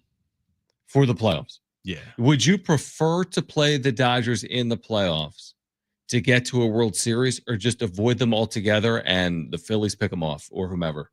What's the saying? Got to be the best. The best. You got to beat the best. And they've gone through them 3 times. So is that the preference to play the Dodgers in the postseason or to quote unquote get lucky? And someone else knocks them off. It's my preference just because I know how crazy that series was. Yep. It was electric. I don't think this team has any fear. And yeah, I would love it. Love it. But again, I'm sure there are a lot of fans out there that wouldn't want that. Now we're talking postseason on April 3rd. It's an off day. I know it is. 7-0 and 8-0. It's the 5th time in baseball history. All I said was, I hope over the course of this season, this leads to a collision course that it's been brewing. It brews all year long. And Well, your collision course is in the postseason, right? yeah. That's why I asked the question.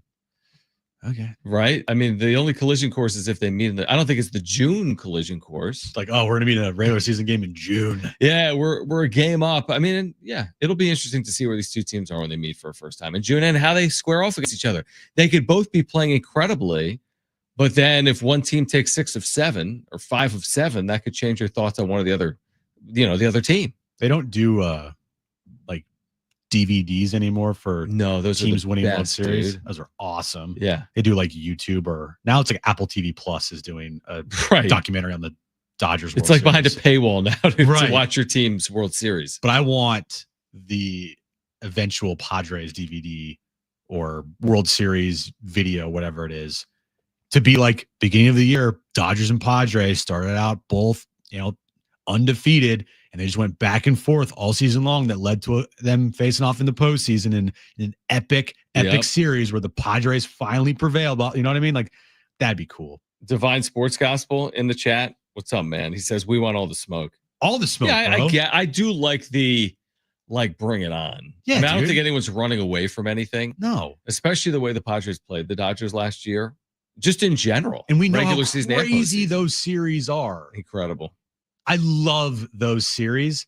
I mean, that entire Dodger Padres series, I was like Drama. yelling at my television. So much drama. Now, Game 5, watching that entire thing was like no drama. It's like I'm just saying that, like, do something meme. Yeah. Just nothing happened. 2 solo home runs. That was the entire game. And I'm just thinking about Game 2 and Game 3. Oh my gosh, the feelings you I'm had like, then.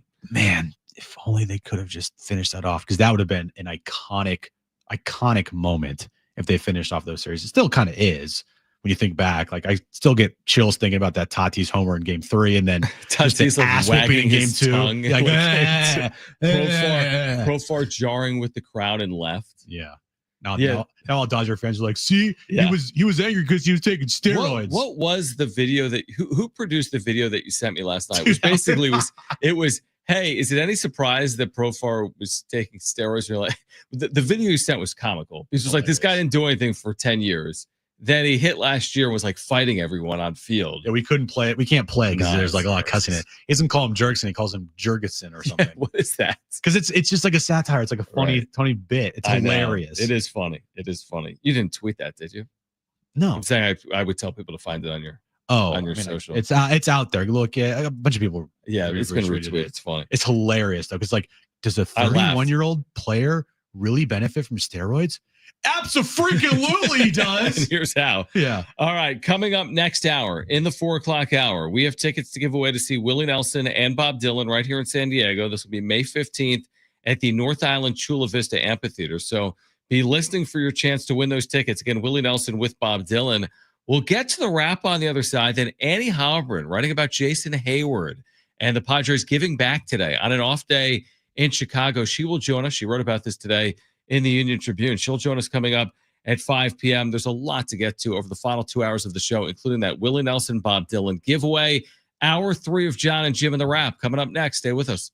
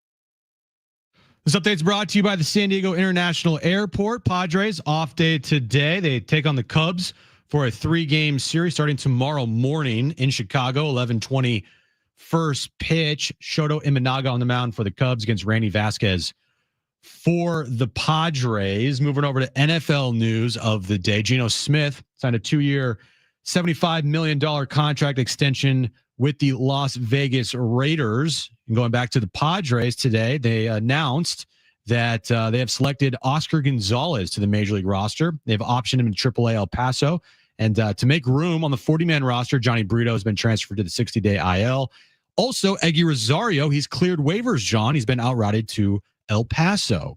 San Diego International Airport is getting an upgrade. The new Terminal 1 opens this fall. Lots of elbow room, faster security lines, and more dining and shopping options are on the way. Check out all the upgrades at the new T1.com now.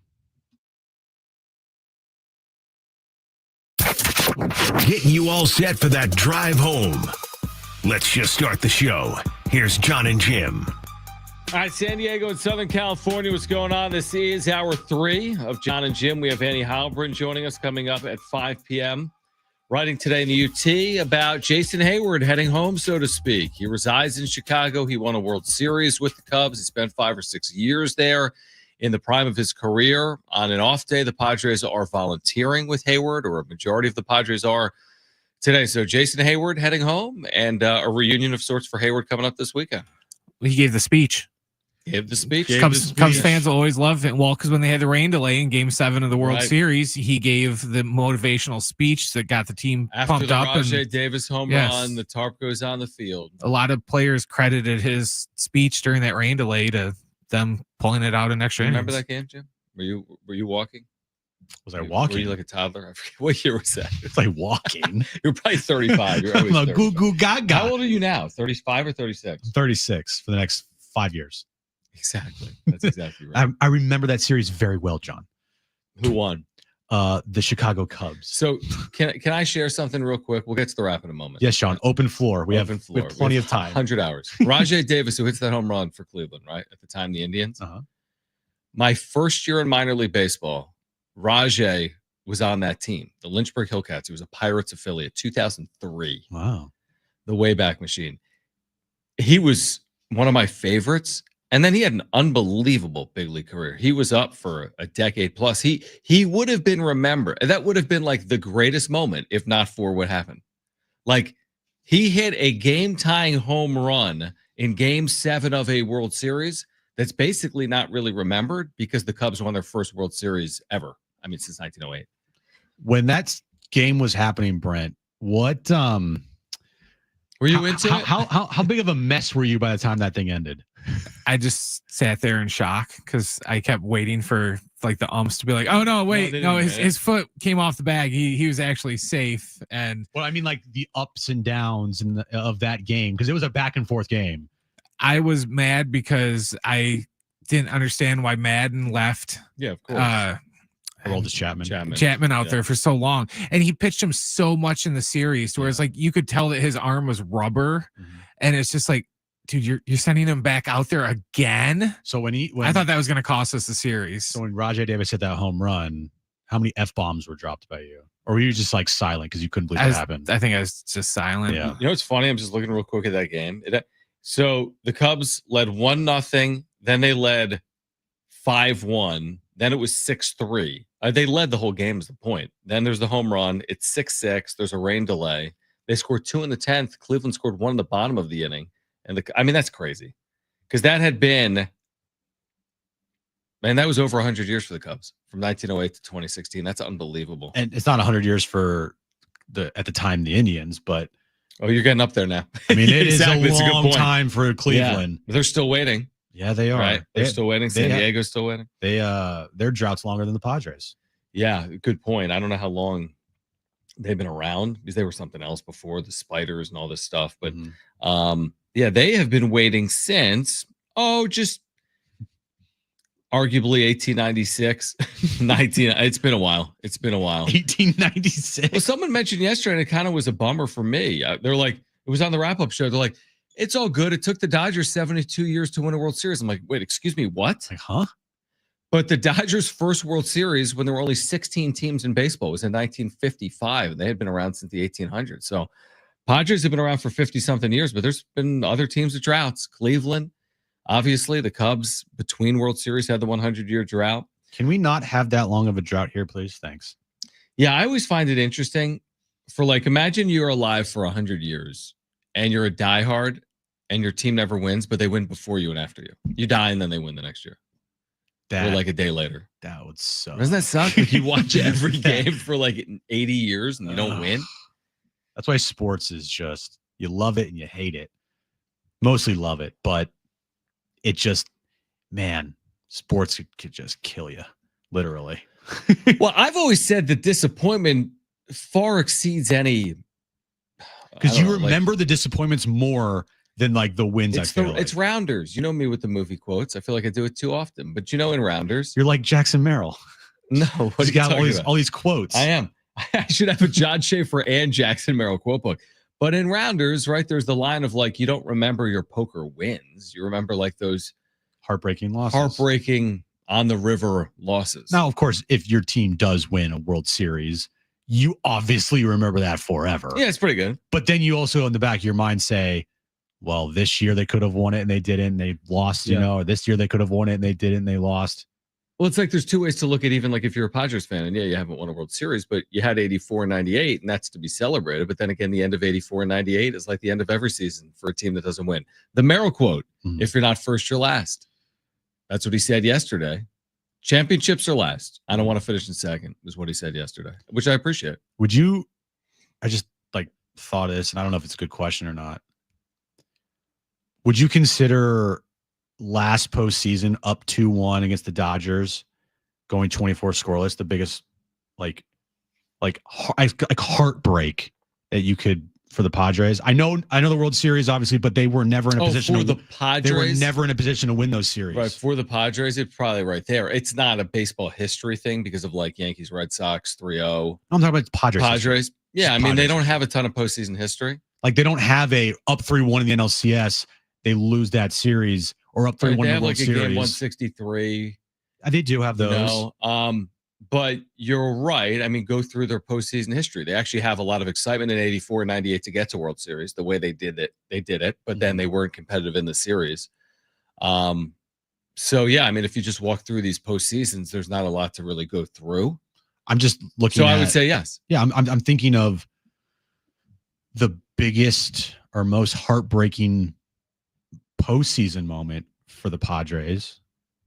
Yes, if you want to put in the World Series for sure, but I'm talking about they had a 2-1 series lead and they were at home. I don't think it's arguable, honestly. I mean, you could just look. We could look Dodgers. At the 8 years they've been in the postseason. There's nothing that really resembles the disappointment of a 2-1 series leading the best of 5 series against a rival that is then lost. 05-06, they got taken out in St. Louis. St. Louis division rounds.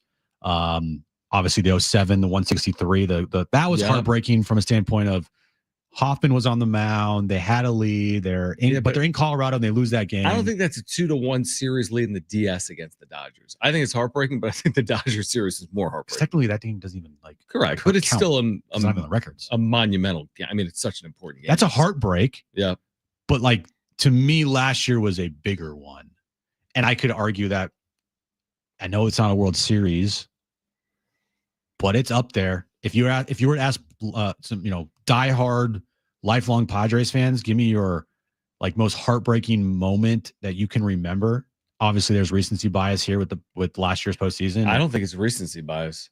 I think that could have played out in 1969, and that's something that just stays with an organization. You had a chance to close out your rival. 858 says, I'm into year 40 of Padres fandom. They better win before I die. I'm almost dead. Please, Sad Fryer, who we met a couple of weeks ago. Thank you. Yeah, I mean, well, if you've been a Padres fan your whole life, you haven't seen them win. And there's people that have been a Padres fan since 1969. So hopefully it's coming sooner rather than later. And like you said earlier about sports, the thing is you don't know. I don't know if it could be this year with an 84-win team that gets in randomly and wins, or a 105-win team that wins a World Series. I mean, that's the thing. We don't know how it's going to play out. Yeah, Rich makes a good point, too. The 2022 NLCS, the Harper home run in Game 5. But they weren't leading that series. They were down 3-1. Right? Yeah. They were leading the Dodgers series. That was a gut home. punch. I can't think of a bigger gut punch than that. No, I'm with you. Like, you can't compare, like, oh, Cody Bellinger went over the wall in Texas. Yeah, big moment, but they got swept in 3 games. And no pitching. Yeah, 2022, the Phillies, and okay, they weren't. To your point, they weren't really in the series once it got to Philadelphia. They were They were. It was 1-1, and then But I mean, they lost didn't do 3 anything in straight. Philadelphia. Yeah. So yeah, I don't even think it's particularly close the way that the disappointment was from the 2024 postseason. Because they're the favorites to win the World Series.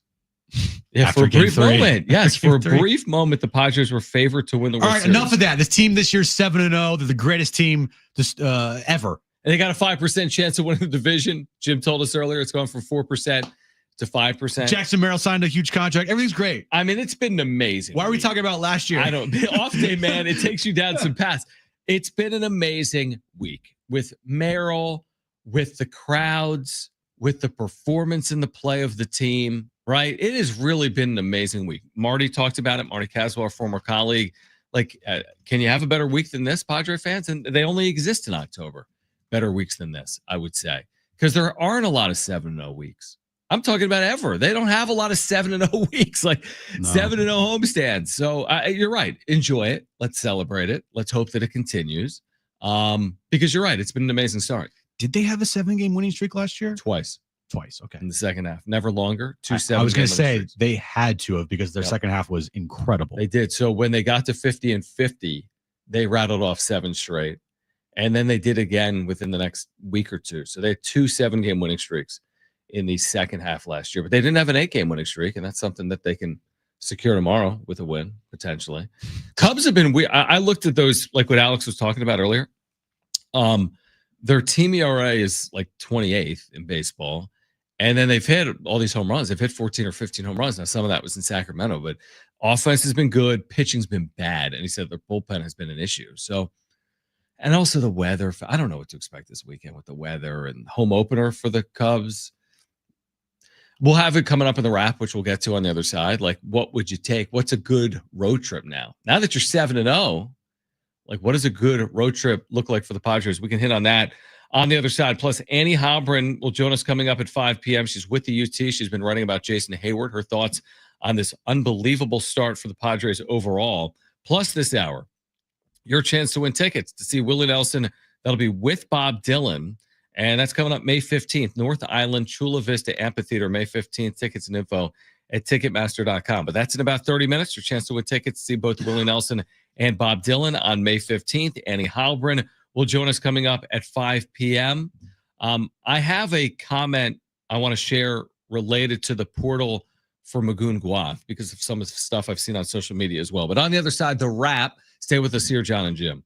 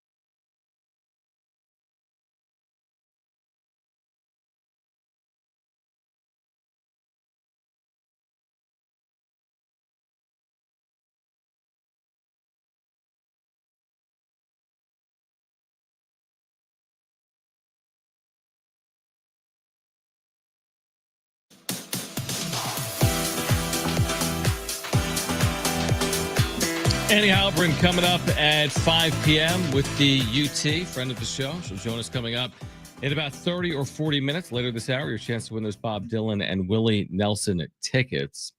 Some thoughts on the Magoon Guath saga when he was in the portal that I need to share. Some of the stuff I've seen from Kentucky is absolutely absurd. And not like Kentucky, the program, not the team. Get it off your chest, man. For some of these fans, do you want to do the rap now, or you want me to share this Magoon? I think you should let this. I need to get this off. Get this out of your system. Okay.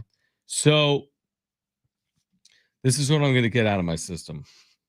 Yeah, what tweet set you off, or it's post this. or whatever? So Kentucky basketball updates. Like, look at this post, Jim.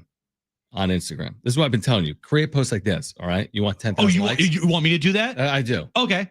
Tell Erin when she's like, hey, do you want to have dinner? You're like, no, I'm in the lab creating images for Instagram. I already do that. I know. She wants to kill you, right? Yes. Believe me. I get it. So there's this, Kentucky has such a following, obviously, right? It's Kentucky.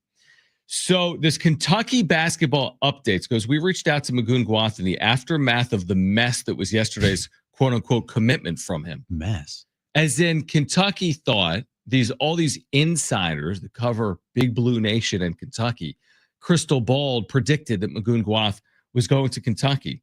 So they reached out to Magoon on Instagram, and this is what Magoon wrote back. And I don't know what they said, but they posted a screenshot of Magoon Guath, which is ridiculous. I right? hope they let him know. Yeah, I do too. And he wrote, I appreciate it, man, for real. Also, who was telling people that I was already committed to Kentucky? I for sure never gave any coach any verbal commitment.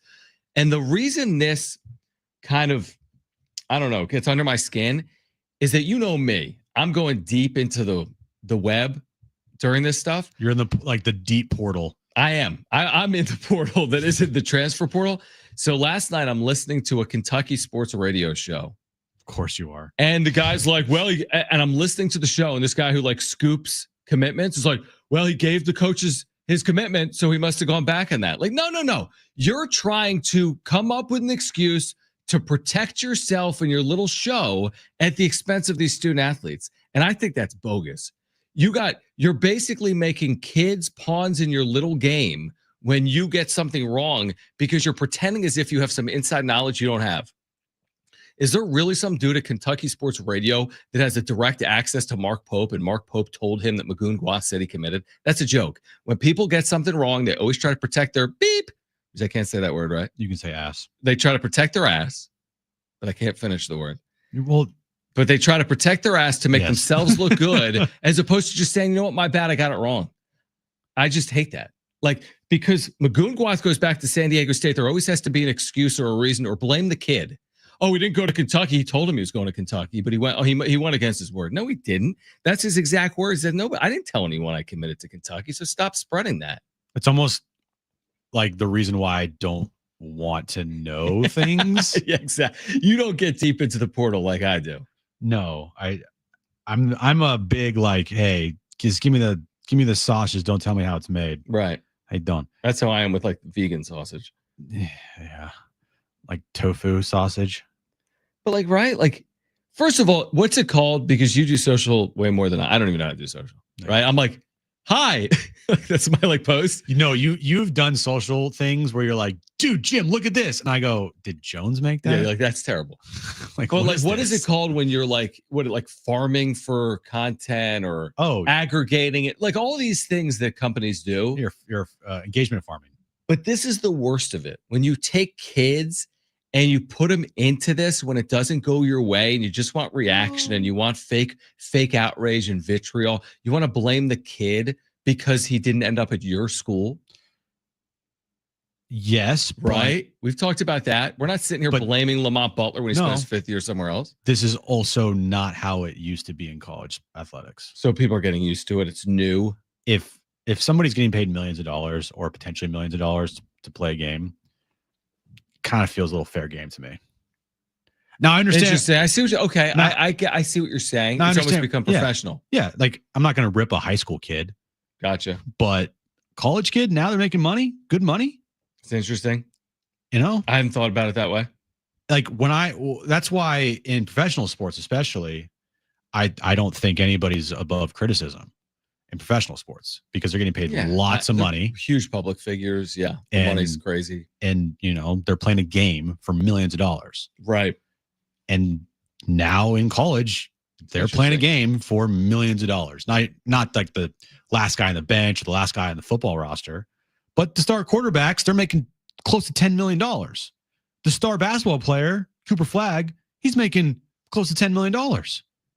With NIL, these endorsements and everything, yes, they're considered kids, but if Jackson Merrill did something that is worth criticizing him for, are you not going to criticize him because he's a kid, because he's technically a kid? No, that's a good point. I mean, that's a really good point. I hadn't thought about it that way. I guess what I don't like it, and your point's valid, and I completely see it, but I also don't like when the big kid on the block doesn't get their way, there always has to be you always have to do it at the expense of why you didn't get your way. So oh, we didn't get Magoon. Oh, they didn't want him. Oh, they must not have wanted him. And that they actually would prefer this player or how about just this? The player considered his options, and believe it or not, he chose something other than your school. It happens. Such is life. The Yankees don't get every free agent in the history of the sport. People have said no to the Dodgers before. Well, although not as much in recent history. You know what I would say to the Kentucky people and that radio host and whatever? Cry harder. That's my point. I mean, so cry, bro. Magoon's not on your team. He's on the Aztecs. So say whatever you want. Here's some tissue. Cry about it. Sucks for you. That's how I view it. Yeah, it's but again, they're so used to getting their way that when things don't go their way, they're like, how could this be? The only thing that I have a problem with there is I hope whoever messaged Magoon asked him if they could use this and post it. I hope so too. Because that is Bush. I agree. That's Bush. And maybe they did. I hope so. That's where I would criticize what this post you're talking about. Is I hope they asked Magoon, hey, is it all right if we post this? Because if not, that's ridiculous. Yeah. And again, a year ago, Lamont Butler goes to Kentucky from San Diego State. And I think by and large, people are rooting for Lamont to be successful. So Magoon chose to go back to San Diego State. I think if you didn't get Magoon, you should still root for his overall success. All right. On the other side, let's get to the wrap. Also coming up this hour, your chance to win tickets to see Willie Nelson and Bob Dylan, and Annie Halbrin from the UT will join us coming up at 5 p.m. right here on John and Jim.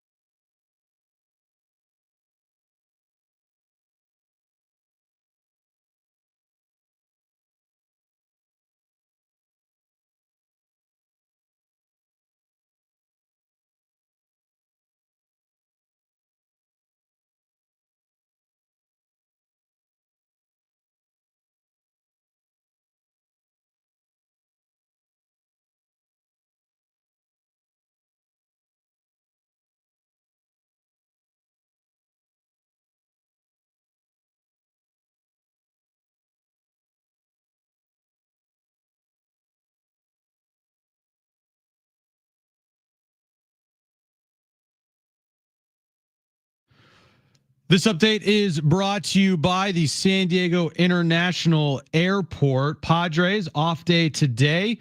Take on the Cubs for a 3-game series starting tomorrow morning in Chicago. Randy Vasquez will be on the mound for the Padres against Shoto Imanaga for the Cubs. News with the Padres today.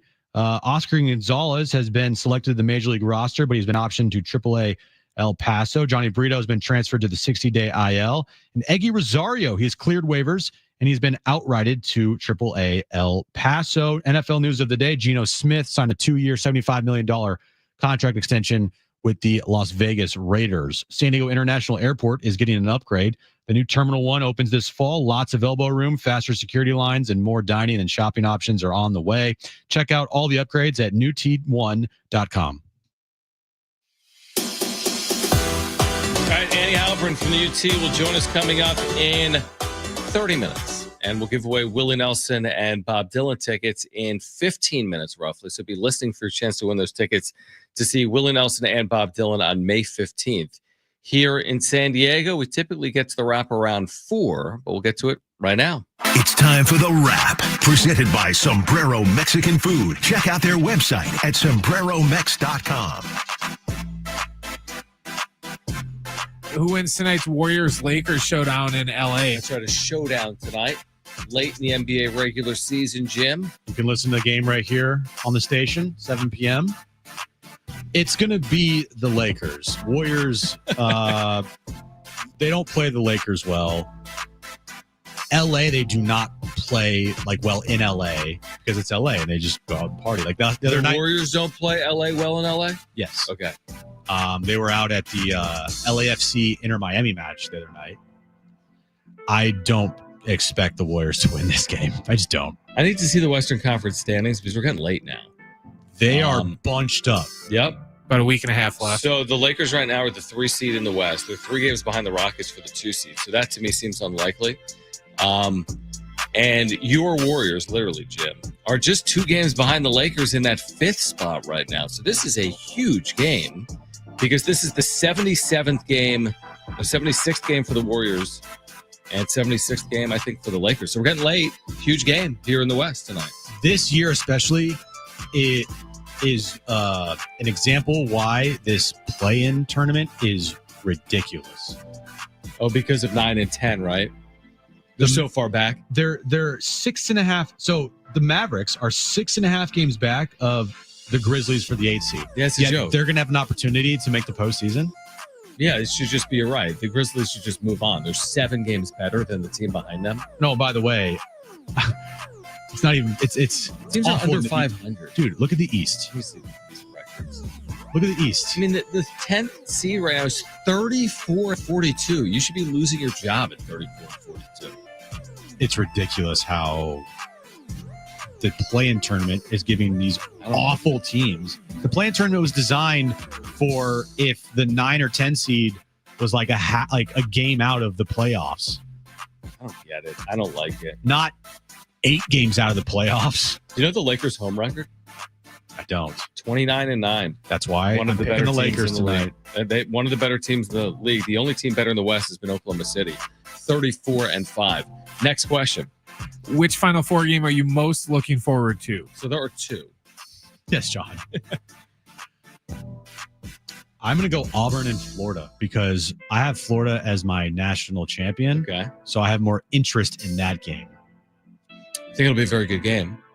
I think it'll be a higher scoring game because Houston's playing the other game and Houston can bog teams down. Can they do it to Duke is the question. That elite offense with multiple first-round picks, potentially the first overall pick, not potentially. Cooper Flagg, if he declares, is the first pick in the draft. They're playing at an absurd level right now. I'm more intrigued by Duke Houston because I love the styles makes fights argument. Can Houston slow down Duke? That, to me, is fascinating. And Houston, by the way, is a good offensive team, too. We saw them, Aztec fans did in November.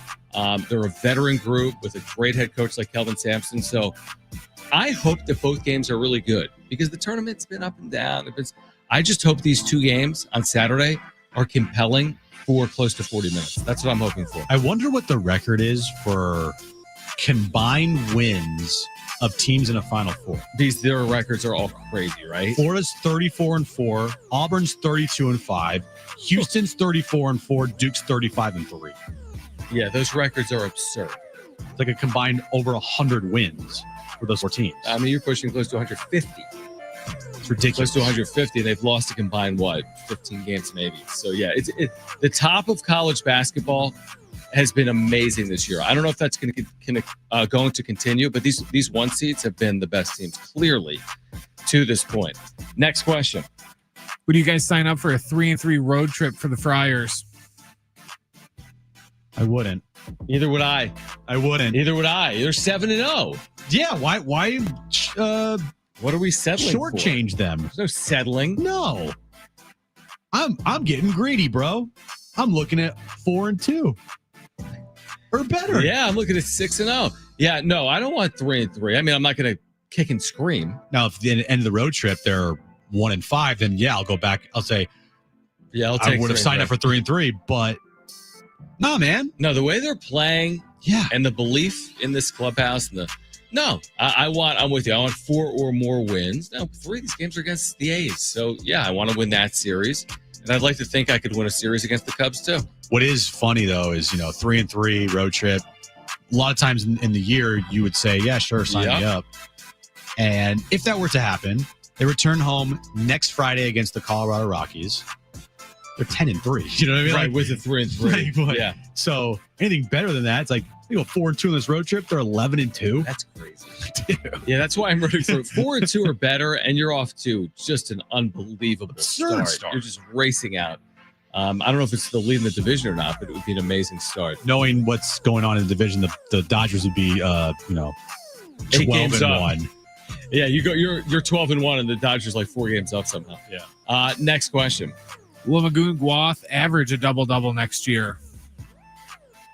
It was 8.6 points, 5.234 rebounds, 5 point something. I'll say no. I think he's going to average double figures in points. Yeah, definitely. I could see a season where he averages like around 14 points, 7 or 8 rebounds, and 2.5 blocks, which would be an incredible year. Yeah, that is an amazing year. You're right. But I don't see Magoon piling up like crazy amounts of double-digit rebounding games.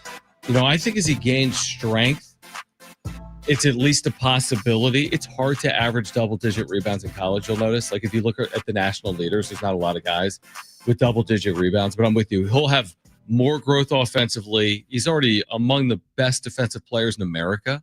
I think he's one of the most skilled 7-footers in America offensively.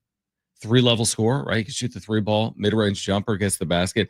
Yeah, I'm with you. I think he could average 14, 15 points. I think he could average 8, 9 plus rebounds. And he averaged 2.6 blocks per game this year. He shot 51% from the floor, Jim.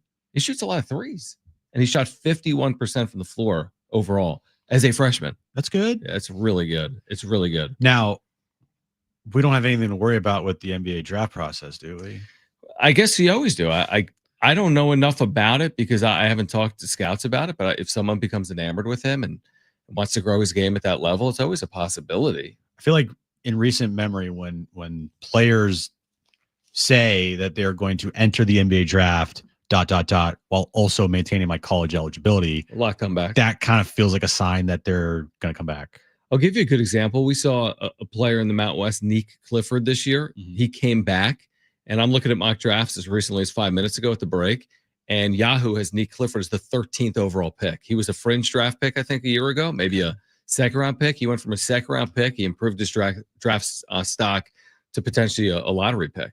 Yeah, it's going to benefit both Miles and Magoon to have another year to develop in college. I just do, especially Magoon, because I think growing and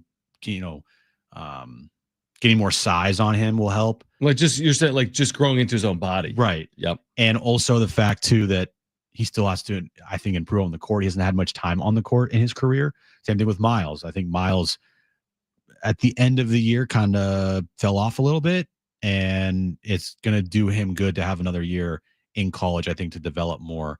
But yeah, going and getting, what the scouts say about you is go ahead, go do that. Are we in agreement with what Mark Ziegler told us yesterday as an AP voter, where he's like, if this roster is maintained, no assurance it does, the portal is open, things happen and change quickly. But if this roster maintains, he sees them as a preseason top 15 team. I will take Mark's word on this because he is an AP voter. He does spend all of his time around this program, and he's very knowledgeable when it comes to the landscape of, college athletics and college basketball. So, dude, if he's saying top 15, I would bet you a lot of other people are saying that as well, or at least saying, for sure, top 25. Yeah, again, I don't know if it matters at the end of the day where you start, because it's all about what you do during the year. But from an expectation standpoint, there have been high expectations before. I think it would be right there for San Diego State men's basketball. What year was it that North Carolina started as the AP number one and they didn't make the tournament? Was that a couple years ago? Yeah, it was like 3 years ago. Yeah. Yep. So you're right. It does not matter how you start, but it's just an indicator off the jump to tell people how good you potentially could be from the beginning. And it's up to the team to live up to those expectations. Yeah. I mean, I've thought about like what it would look like. Reese Waters would be in his 6th year next year, which is incredible. Gifted college player, obviously great scorer, missed last year. Miles Bird would be in his 4th year. Magoon would be in his 3rd year, second as a player after redshirting. There's just so much talent on this roster. The point guard they just added. Again, it's early, so we'll see if they keep this together. We had Dave Velasquez yesterday. If you missed that, you can check it out on the iHeartRadio app or sportssd.com, assistant coach. But I think if you're an Aztec fan, you've had all the emotions since the tournament started and ended against North Carolina. You see Nick Boyd go in the portal. You're like, I didn't expect that. You see Magoon Gwath go in the portal. Maybe you did expect it. But then you get the unexpected news that he comes back from the portal.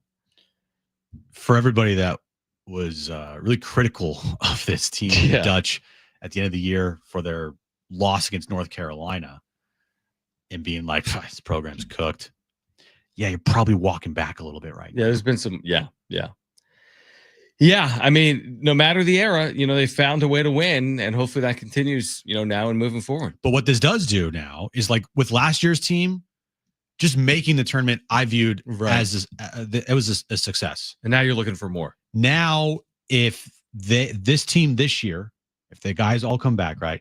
If they have the same season next year as they did this last year, where they first 4 make the first 4, but they don't win, they get blown out by whoever, and they don't win, the regular season or a conference, tournament or whatever, then if you want to have those takes like you did this year for next year's team, those are, I think, fair. But for this year's team, those takes that I heard, completely unfair. People just being haters and people just wanting to, jump on the bandwagon of hate against the Aztecs. Yeah, I agree. I think expectations change by years. That happens in professional sports too. But I think the expectations are going to be super high for San Diego State if they can keep this together. Yeah, that's what we want. That's what everybody wants, is high expectations, good team, a team that is, expected to do special things. And that's what I love. I'd much rather have that than a team, that goes into a season where you're like, let's see what happens, which was last year's team. And I was cool with it. I liked it. I actually liked the newness of it and kind of the unknown, and like, let's see what they got, right? See what they got. And I was pleasantly surprised at times, but also because of how young they were, you were frustrated a lot of times too, because they made a lot of young, team mistakes. But now going year 2 with a lot of players returning, the key players especially returning, put the expectations on them. Absolutely. Annie Halpern at 5 p.m. But call right now if you want 2 free tickets to see Willie Nelson with Bob Dylan right here in San Diego. Call 877-767-4760 right now. First 2 callers will be our contestants for trivia and a chance to win 2 free tickets to see both Willie Nelson and Bob Dylan. All you need to do is call us right now, 877-767-4760. Again, our number is 877-767-4760. Call right now if you want 2 free tickets to see Bob Dylan with Willie Nelson coming up at 5 p.m. Annie Halpern from the UT. It's John and Jim.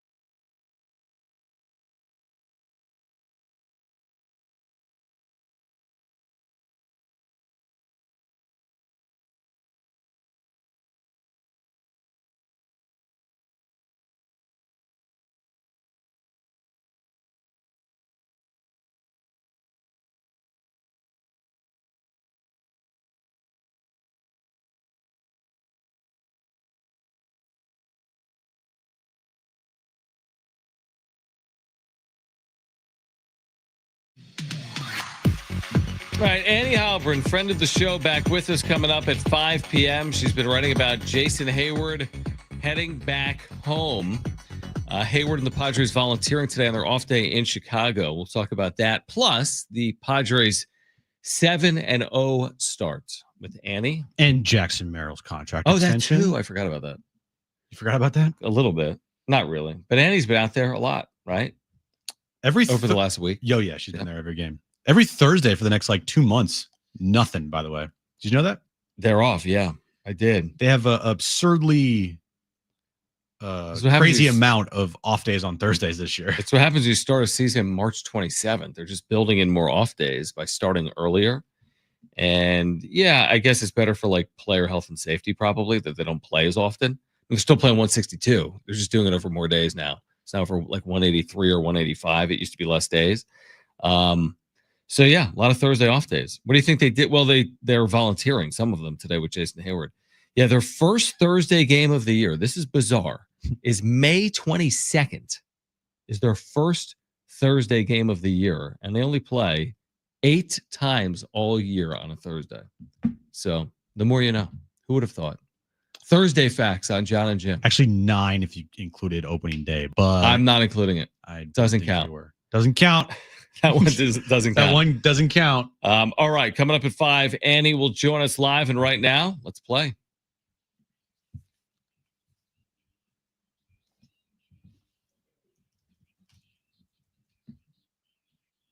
All right, 3 questions, 2 contestants, 1 lifeline. Today's 2 contestants, we have Kevin and we have Bill. Kevin, you called in first, so you have your choice of John or Jim. Who do you want to go with? Jim's making a lot of sense today. I'll go with Jim. What? Whoa. What? Give me one example of where I'm Jim making was a lot of sense? Yeah, give me an example of that. No. I don't want to hear. No, he said what he said. Let him have his moment.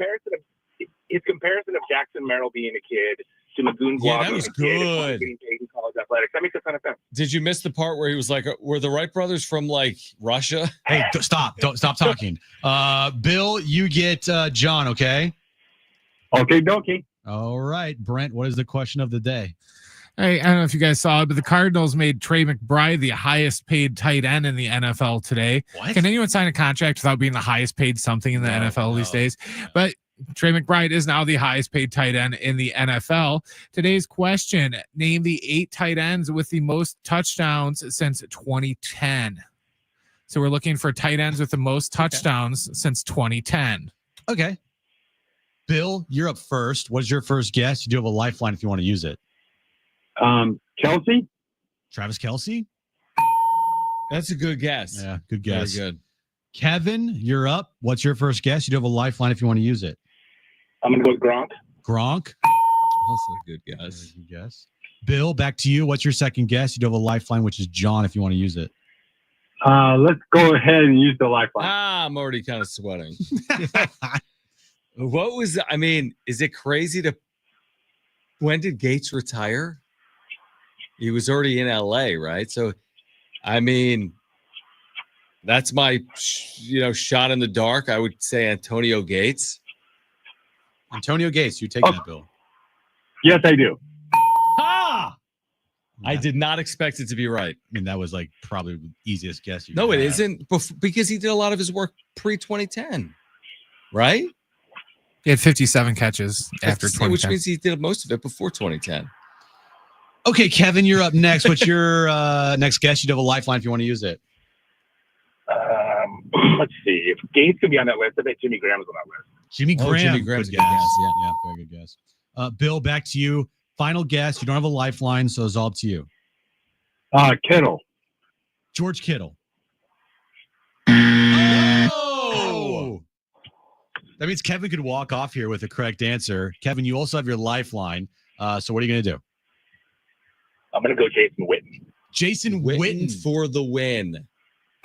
Wow. What a game. That was twists and turns. That was a clean win by Kevin. Winners find solutions. They do. Jason Witten had 47 touchdowns. Okay. George Kittle only had 45. So he just missed the list. I was going to say Tony Gonzalez, but that would be wrong. Yeah, because I didn't think so. Okay. All right, who else is on this list? There's only 3 that you're missing. Would you Tight mind ends. telling them to us? Well, one of them plays for Jim's Eagles. My Oh, Eagles. used to. Zach Ertz. Zach Ertz. Correct. Other one is a Baltimore Raven. But you should know them. Oh, yeah, Mark Andrews. Mark Yes, Andrews. that's He hit the correct. drop, right? Yes. Yeah. Bum. And then I don't know who he plays for anymore. He used to play for the Vikings. Kyle Rudolph. is Oh, seventh, Kyle but- Rudolph. Okay.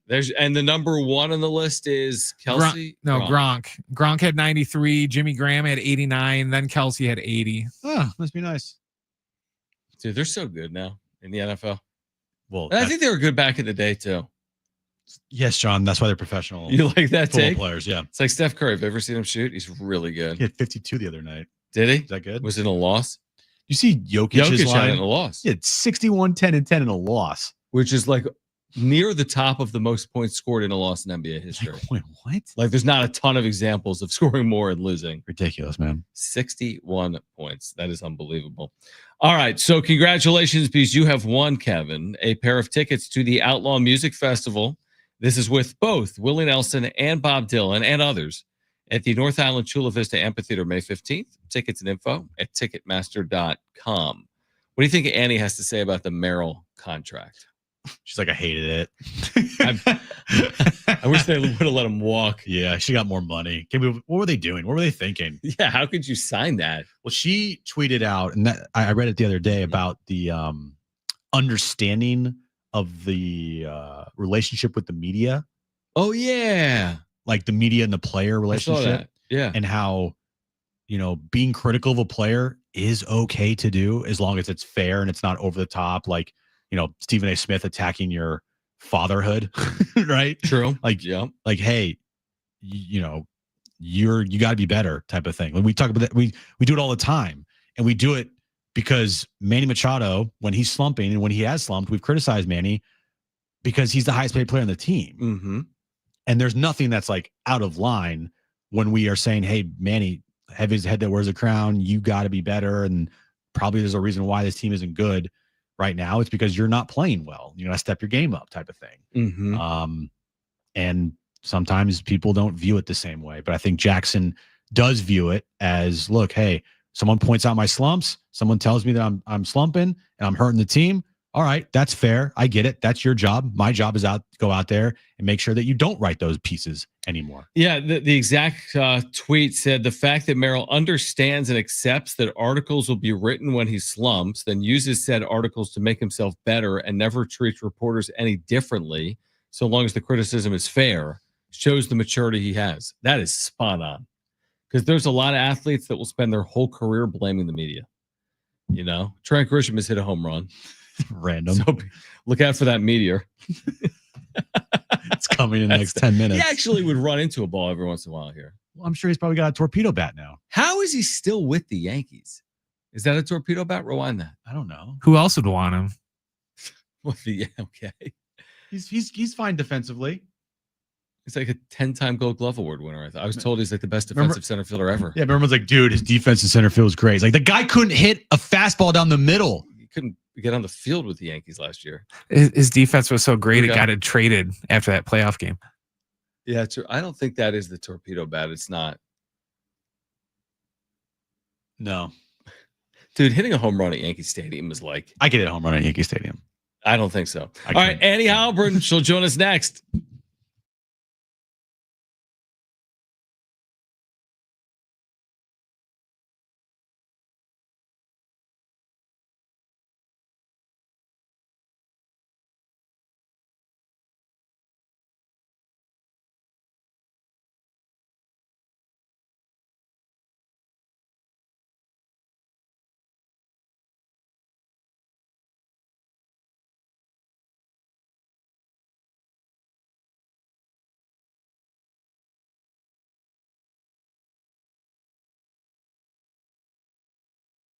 All right, so what could you do with an extra $75,000 right now, or even a couple $100,000? If you own a home, you can get that money in less than a week with Loan Pronto. Hey guys, it is Schaefer. Loan Pronto is the leader in quickly converting your home equity into cold hard cash, so you could pay off all those credit cards or start that home remodel. Loan Pronto has several easy options to let you access the cash from your home. There's virtually no paperwork and no cumbersome process, no junk fees, often no appraisal. Listen, the average homeowner now has over $300,000 in equity. That's your money. Use it.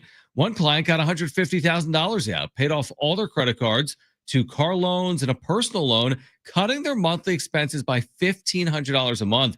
You can get approved in as little as 1 day. So act now with no hard credit pull up front. Loanpronto.com or 619-207-4336. Get the money you need for anything. 619-207-4336 or loanpronto.com. Equal housing lender, NMLS 1661781. Subject to lender approval, NMLS consumeraccess.org.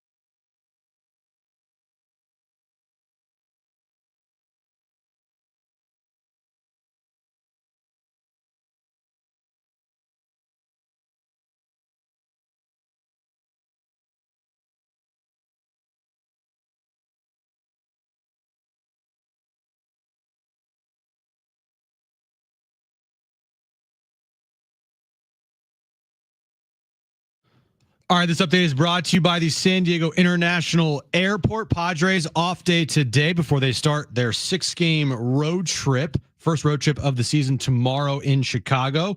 11:20 first pitch. Randy Vasquez will be on the mound for the Padres against Shoto Imanaga for the Cubbies. Other news with the Padres, they have purchased the contract of Oscar Gonzalez. They have sent him to AAA El Paso. They've put Johnny Brito on the 60-day IL, and they also have Eggy Rosario, who cleared waivers, being outrighted to AAA El Paso as well. And NFL news of the day, Geno Smith signing a 2-year, $75 million contract extension with the Las Vegas Raiders. San Diego International Airport is getting an upgrade. The new Terminal 1 opens this fall. Lots of elbow room, faster security lines, and more dining and shopping options are on their way. Check out all the upgrades at newt1.com today. Getting you all set for that drive home. Let's just start the show. Here's John and Jim. All right, San Diego and Southern California, what's going on? This is the final hour of John and Jim. Hard to believe. It's only a 4-hour show. Well, I mean, whose idea was that? All right, so Annie knows about 4-hour shows. I Yes, want to she start does. there. Annie, we could talk about this real quick. 4 hours is a long time, right? It's insane. I don't think that people.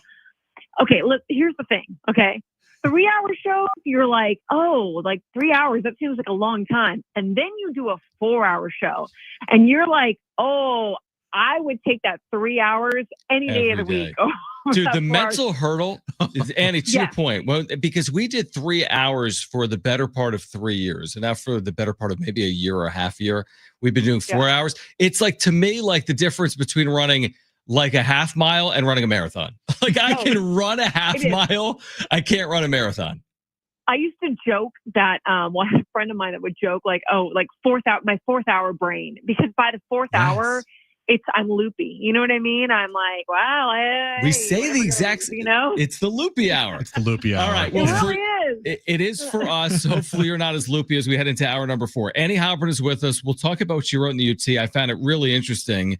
Jason Hayward's charity, the work that the Padres are doing with Jason today on their off day. But I want to start with this first week. How can you not? You've been there covering this team. Yeah. What is more surprising to you? The start where they're 7-0 or this Jackson Merrill first week extension that keeps them here for the better part of the next decade? Oh, that is a good question. Kind of both. And I know that's on the fence a little bit, but I didn't think that they would sign Jackson as soon as they did. And maybe I should have seen that writing on the wall better, but I thought they'd be able to get something done, but I thought it would have taken a little longer. But then you see the terms of the deal and we can get to that. And you're like, okay, well, if he was willing to sign that, right, then it would get done kind of fast. So I think that's kind of where they were there. But for the 7-0 start, I am surprised at that just because it's baseball and it's hard to do that. Sometimes like you guys know they can play a really good game and just have one pitcher that's off or one guy that kind of, doesn't make some kind of base running or error on defense. And they just haven't had any of that. Like, so to do that for the full 7 games, I think is pretty impressive. It's also very Padres-esque that the Dodgers have done it for 8 games. It seems like this division just continues to be one of the best in the league, if not the best in the league. But I am in the camp of like, as impressive as it is, and it really is, like they should get a lot of credit for this first week. And it's been so much fun. Sold out crowds at Petco Park. The fans have been super into every game. Just been a blast to be down there. And it's honestly really cool to see the players putting into practice stuff that they worked on in spring training and things that they have always wanted to do, like the double steals and, being a little more crafty with the base running and getting to be aggressive and everything. They really enjoy that. But I do notice guys like Xander Bogaerts, guys like Jason Hayward, some of the veterans in there that are kind of like, hey, this is great. And yeah, it's wonderful, 7-0, but it's 1 week. And they continue to kind of harp on, we'll have to remember how good we are when we go through the bad times, because we're inevitably going to go through the bad times. And I don't think anyone should take that like they're, trying to put negativity out there. They're just so aware that they're not going to be able to play like this for the entire season. And as much as fans should love it and enjoy it, like that's all you should do is love it and enjoy it. And then just understand like it's not going to last that way for the entire season, because they're very aware of that in the clubhouse. Almost like they're kind of cautioning everyone. You know what I mean? Like the more that they would win throughout the week, it was kind of like, yeah, it won't be like this forever, but it's great now. Those were kind of some of the remarks in there. Mm-hmm. So, the Jackson Merrill contract, he has said literally all the right things. He is the exact type of person that you want to invest in. You've covered this Padres team and been in this town covering sports for a long time. Is there anybody that he reminds you of, or is this guy truly like have the feeling of a one-of-one type of player in this town? He does. And I don't think that's hyperbole. I think it's one of one. In fact, I remember last year when he came out of spring training, I thought he was a little cocky, and I was like, man, this guy, I didn't know him very well. I was like, I wonder, it was hard to kind of know what he was about. You know what I mean? And he had that confidence and he was already saying like very interesting things. And I just thought to myself, I told a colleague at the time, like, well, let's see what he's like mid-season. Let's see what he's like toward the end of the season. And he was like the most refreshing breath of fresh air that I've covered in a long time. He kind of reminded me in some ways of being in NFL locker rooms, but even more impressive because he's so young. But just someone who has, the ability to see the big picture and the ability to understand and really own who he is. I think it's very difficult to come into a clubhouse, have that confidence, say the stuff that he says in interviews, which is not bad. It's all great, but it's like you guys know, it's his tone or his personality that makes it so interesting and different. And then he never changed along the way, like he respected the clubhouse. I think that's a big thing with him is other people might think that he's overly confident or cocky, but he's really as confident as he should be. He's a very good player. He knows that he's very good. He knows his worth, but he's so respectful. He's respectful of the veterans. He's respectful of the coaches. He's respectful of the fans. Like, he's got this entire side of him that balances out, that confidence. And not that he would even have to do that. I mean, who cares if he's got that side or not, if he's going out there and he's hitting bombs and he's doing well. But it's just nice that he does have that side, And so I think it's really just great to see him develop. He's going to continue to develop. He talks about, still wanting to grow, and he will in this game. But you rarely see someone at that age with that confidence and that ownership of who he is as a person, and then that humbleness alongside it to go ahead and understand he's part of the bigger picture. So, I mean, when he says, like, all I care about is winning and all I want is the team to win and all that, like, usually that's cliche stuff. With him, it's like really real, so he's very refreshing. Andy Halpern with us right now. John and Jim, San Diego Sports 760. Really well said. I loved what you put on social media about this dynamic between players and media. Maybe I enjoy it more because I work in the media and I've worked in baseball, but maybe not all fans appreciate it the same way. But you made such an astute point that a lot of athletes never understand, even if they spend 20 years as a professional. You wrote, the fact that Merrill understands and accepts that articles will be written when he slumps, then uses said articles to make himself better and never treats reporters any differently so long as the criticism is fair, shows the maturity he has. That to me is about more than just working with the media. That's about being a little bit wiser than your years would suggest, right? Yeah, absolutely. And it's an interesting time. I mean, he has that ability where, and I'm not even saying he has to agree with the criticism, but he, if he thinks it's fair and he thinks, okay, well, the stats are the stats or whatever, he will give, like you heard him in the press conference, giving Kevin a hard time, but he'll still show up at his locker, answer all your questions, maybe give you a hard time back. But then, as you guys have seen, he goes out there and, he executes. And I think that it's going to be a balance for him, that the more of a superstar he becomes, because you can tell he reads stuff. That Fangraphs article came out earlier in spring training that talks about him walking, and was a really nice article and talked about how he, maybe could use to walk more. And all of a sudden, you heard Jackson kind of using some of the phrases from the article and talking about walking more.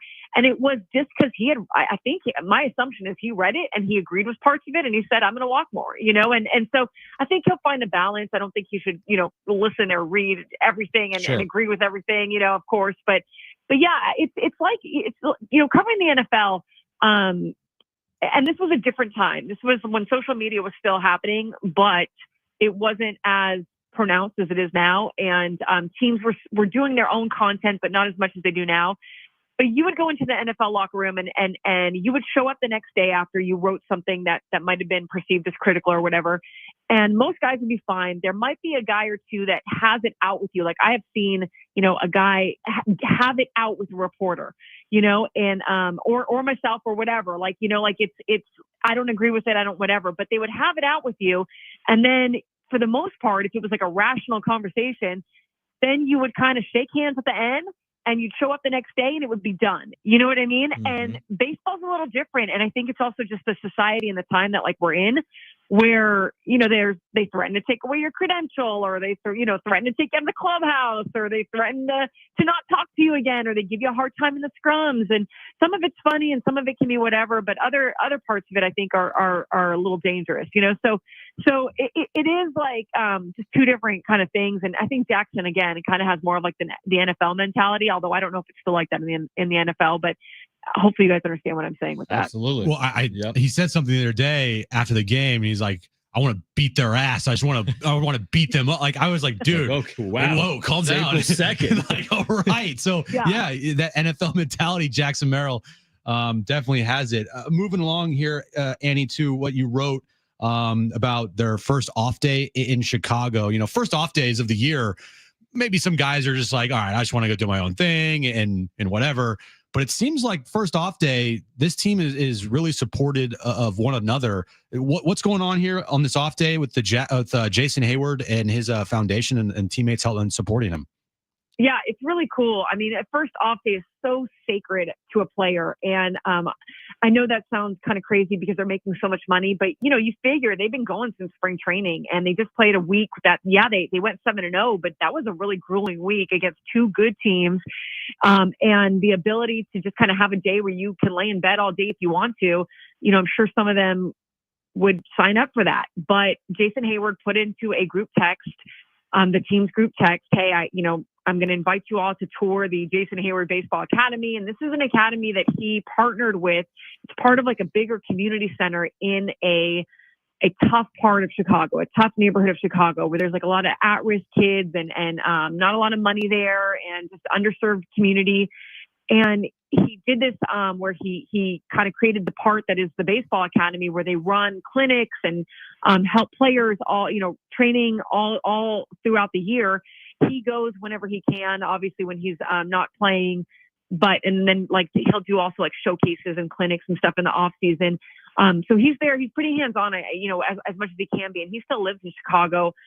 He had that amazing run with the Cubs and won the World Series with the Cubs. So still, big on Chicago and what that city's given to him and his family. But he invited the team, and within like minutes, like 20 of his teammates had put in that chat, I'll be there, won't miss it, I'll be there. And I had, I've seen a few pictures from it today. And like, I didn't realize it was their opening day today, I think. And they are getting just absolutely mobbed, the kids. So of course I hope that they are getting like a little bit of a. What do we sign up for here? Yeah, exactly. It's not just a tour. It's apparently like an appearance, but they look like they're having fun. And I think that, we'll probably see some pictures and stuff throughout the day, but it was really cool. You know what? I think that they all appreciate, like I talked to Gavin Sheets and a few other players about just appreciating Jason Hayward as the veteran he is and the fact that he wanted to do this and wanted his teammates there. And then whether or not you went to this thing or not, he is hosting dinner for them and taking them to a nice restaurant and just kind of, doing the first team dinner and paying for it all and just making sure that, that they're eating together as a team on this first road trip. And so really cool. They're not going to spend every off day doing team things, nor should they. Like they need to get away from each other throughout the season a bit, but for it to be like this and where they really respect Jason Hayward and everything that he's accomplished and done, I think it's pretty cool. So yeah, that'll be kind of their field trip and dinner for today. Really good writing on this in the UT from Annie. This is Jason City as the headline. Padres will follow new teammate Jason Hayward during their Chicago off day. Annie, we always appreciate you hopping on. It's been a fun time, obviously, for Padres fans over this first week. We'll do it again, I'm sure, at some point soon. But thanks for doing it. Hope you're doing well, and we'll do it again soon. Yeah, anytime, enjoy that fourth hour. Oh, thanks. Feel free to swing by. Yeah. Thanks. Thanks, Annie. Take care, guys. All right. Annie Halbrin from the UT. We'll react to that conversation coming up next. We're here until 6. We have a 4-hour show. Sean and Jim.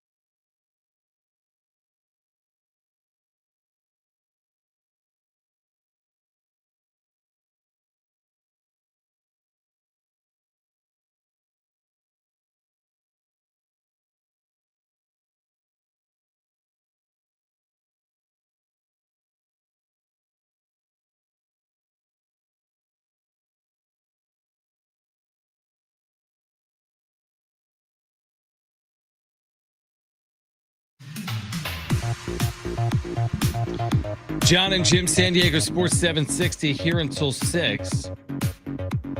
Kevin Acey back in the show tomorrow. Brought to you by the all-new Hamul Casino Resort, the Players Place. The all-new Hamul Casino? Yeah, it is all new. Casino and resort. Yeah, because yes, they're opening a resort. hotel property, Jim. Yes, sorry. I'm like, Hamul's been around for a while. It's not all new, but yes, they do have an Hamul Casino all-new resort. Okay, I'm not making hotel. it up. I got it. I remember. We were just there. We saw it was going up. Yes, we saw the new hotels. And I can't wait to see it when it's up and stay there and check it out because it's going to be awesome. Don't get John started on all new. Remember how long it took us to get him to stop saying exactly. I think that's fair. Over a year. It's like when you buy a new car, it's new for a year. You get a puppy, it's a puppy for a year, and then it's a dog. You get a baby, it's a baby. Am I still a newlywed? Have you been married for a year? No. Then yes. Okay. Don't you think? Actually, we have been married for a year. No, you haven't. Yes, we have. But you haven't been married like by me, the officiant. Although it wasn't real, right? It was all a sham. It was all fake. It was all a sham, me officiating your wedding. So me and Aaron, I don't think I ever told this story. Everyone gets married at the courthouse. Yeah, but we got married way before actual like wedding day. I think it's standard practice. We got married on March 3rd. No, March 4th. Oh my God. First of all, but I don't count that. Are you counting your anniversary as March 4th or when you walked down the aisle? No, we're counting our anniversary as May 25th. Yeah, that's what I'm saying. But like we officially signed the documents, got married on March 4th, 2024. Did you do it at the all-new Hamul Casino Resort, the Players Place? I wish we did. I know. She got married. Maybe there. Next time. Anyway, did you see this Carl Ravitch? Kind of an interesting. I saw it statement. and I know where you're going. Yeah.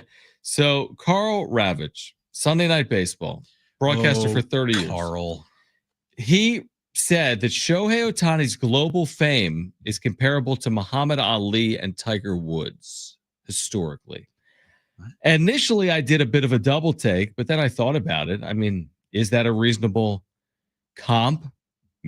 Tiger Woods' fame globally, worldwide, compared to Shohei Ohtani's? Or, I mean, Muhammad Ali is transcending a lot. Yeah, you don't want to, like, if you're going to compare someone to Muhammad Ali, you may want to wait that out, right? Yeah. He's still in the middle of his career. Because Muhammad Ali was more than just an athlete. He was an activist. He was just, a guy that transcended sports. Yeah. So, I mean, Shohei does not transcend sports. As far as like, I agree. Like what Muhammad Ali did and fought for in his life and who he was.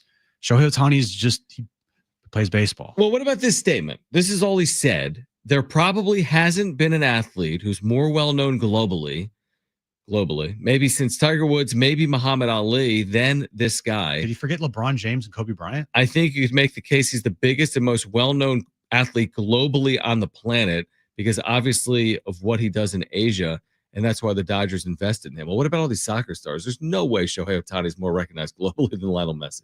There's no way. No chance.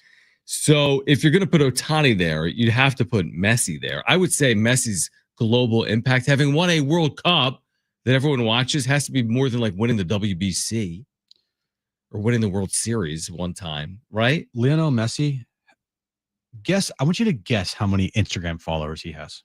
I'd say more than 1,500. Does he have 1,500 Instagram followers? Does he have 5,000? Has he reached 5,000? He has reached 5,000, John. Is he over 50,000? He's just give me a real guess. Real guess. I mean, it's obviously something stupid. 191 million. Try 505 million. Is that more than like the Kardashians? Shohei Ohtani has 9 million. Yeah, come on, Carl. Not even close. Is Tiger Woods on Instagram? Probably not. You might want to stay off. Yeah, Tiger is not really good at social media. Yeah, he might want to he is on social media. He's got 3.6 million. Tiger does.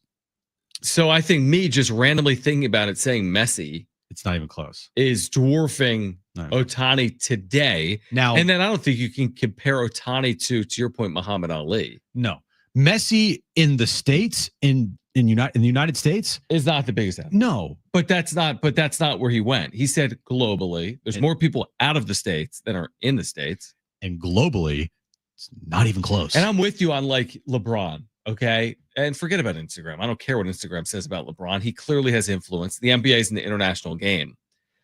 and he does resonate, how many followers would he have? 159 million. That's a big number. Mhm. That's a big number. So Shohei, and I'm just using this for argument's sake. When you hear someone say things like that, Shohei has 9 million total Instagram followers, while LeBron has 159 and Messi has 500 plus million. So like, if you're going to have an argument about Shohei and his, known global status, I'm sorry, but everything better match up to that argument that you are having, right? Yeah. So if you are having that argument, I need to look at things to have it support what you are trying to say, like social media impact, because that is a huge part of society today and the world is social media. And when I look on social media and he's not even like in the same universe as Messi or LeBron, you can't have that and it'd be a statement. Like when I said earlier, like Michael King liked Jackson Merrill's extension tweet. I'm like, they're going to sign him to it. He wants a 10-year extension. This is a bridge too far from Carl Ravitch. Ohtani's absolutely an iconic global star, but that doesn't mean he's the most iconic global star in sports history or comparable with some of the great athletes in the history of the world as of yet. I'll say one change, maybe. Now, Shohei, being a Dodger, I hate the guy. I'll say a positive thing about him. He is, from this standpoint of like, people talking about baseball, he is helping baseball grow. Would you agree with that? Oh, it's not close. I mean, they're playing games though in Asia. He's a big reason as to why. Of course, he's grown baseball. It's not close. They've centered their whole marketing strategy around this dude to the point that if he actually was involved in the scandal, the sport would have been sideways. If somehow you took Ohtani from the sport, it would have massive ramifications on Major League Baseball. He's definitely helping grow the game for sure. There's no baseball player you can compare to him today. No, there's not. And so for that, like, good on Shohei. And I'm glad that Shohei is as big as he is, because it's going to help out everybody around. It's going to help out everybody. And other than that, I still hate the guy. I think he's just very disingenuous, but whatever. All right. We could continue the conversation on the other side, plus reacting to what Annie Heilbrunn had to say about the Jackson Merrill extension with us just a few minutes ago. And Jim's back page here until 6, John and Jim.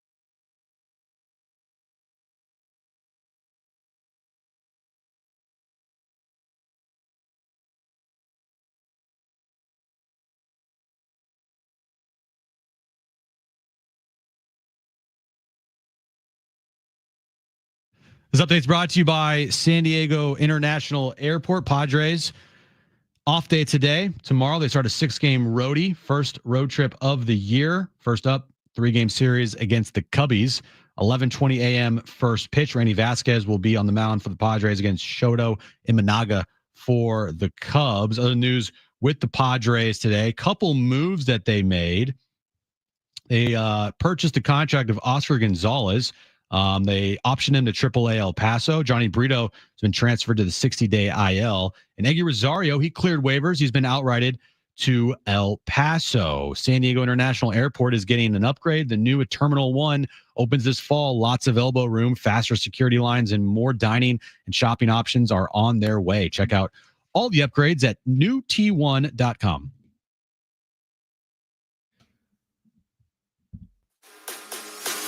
We do have Lakers basketball tonight when they take on Steph and the Warriors. Steph's last name, anyone?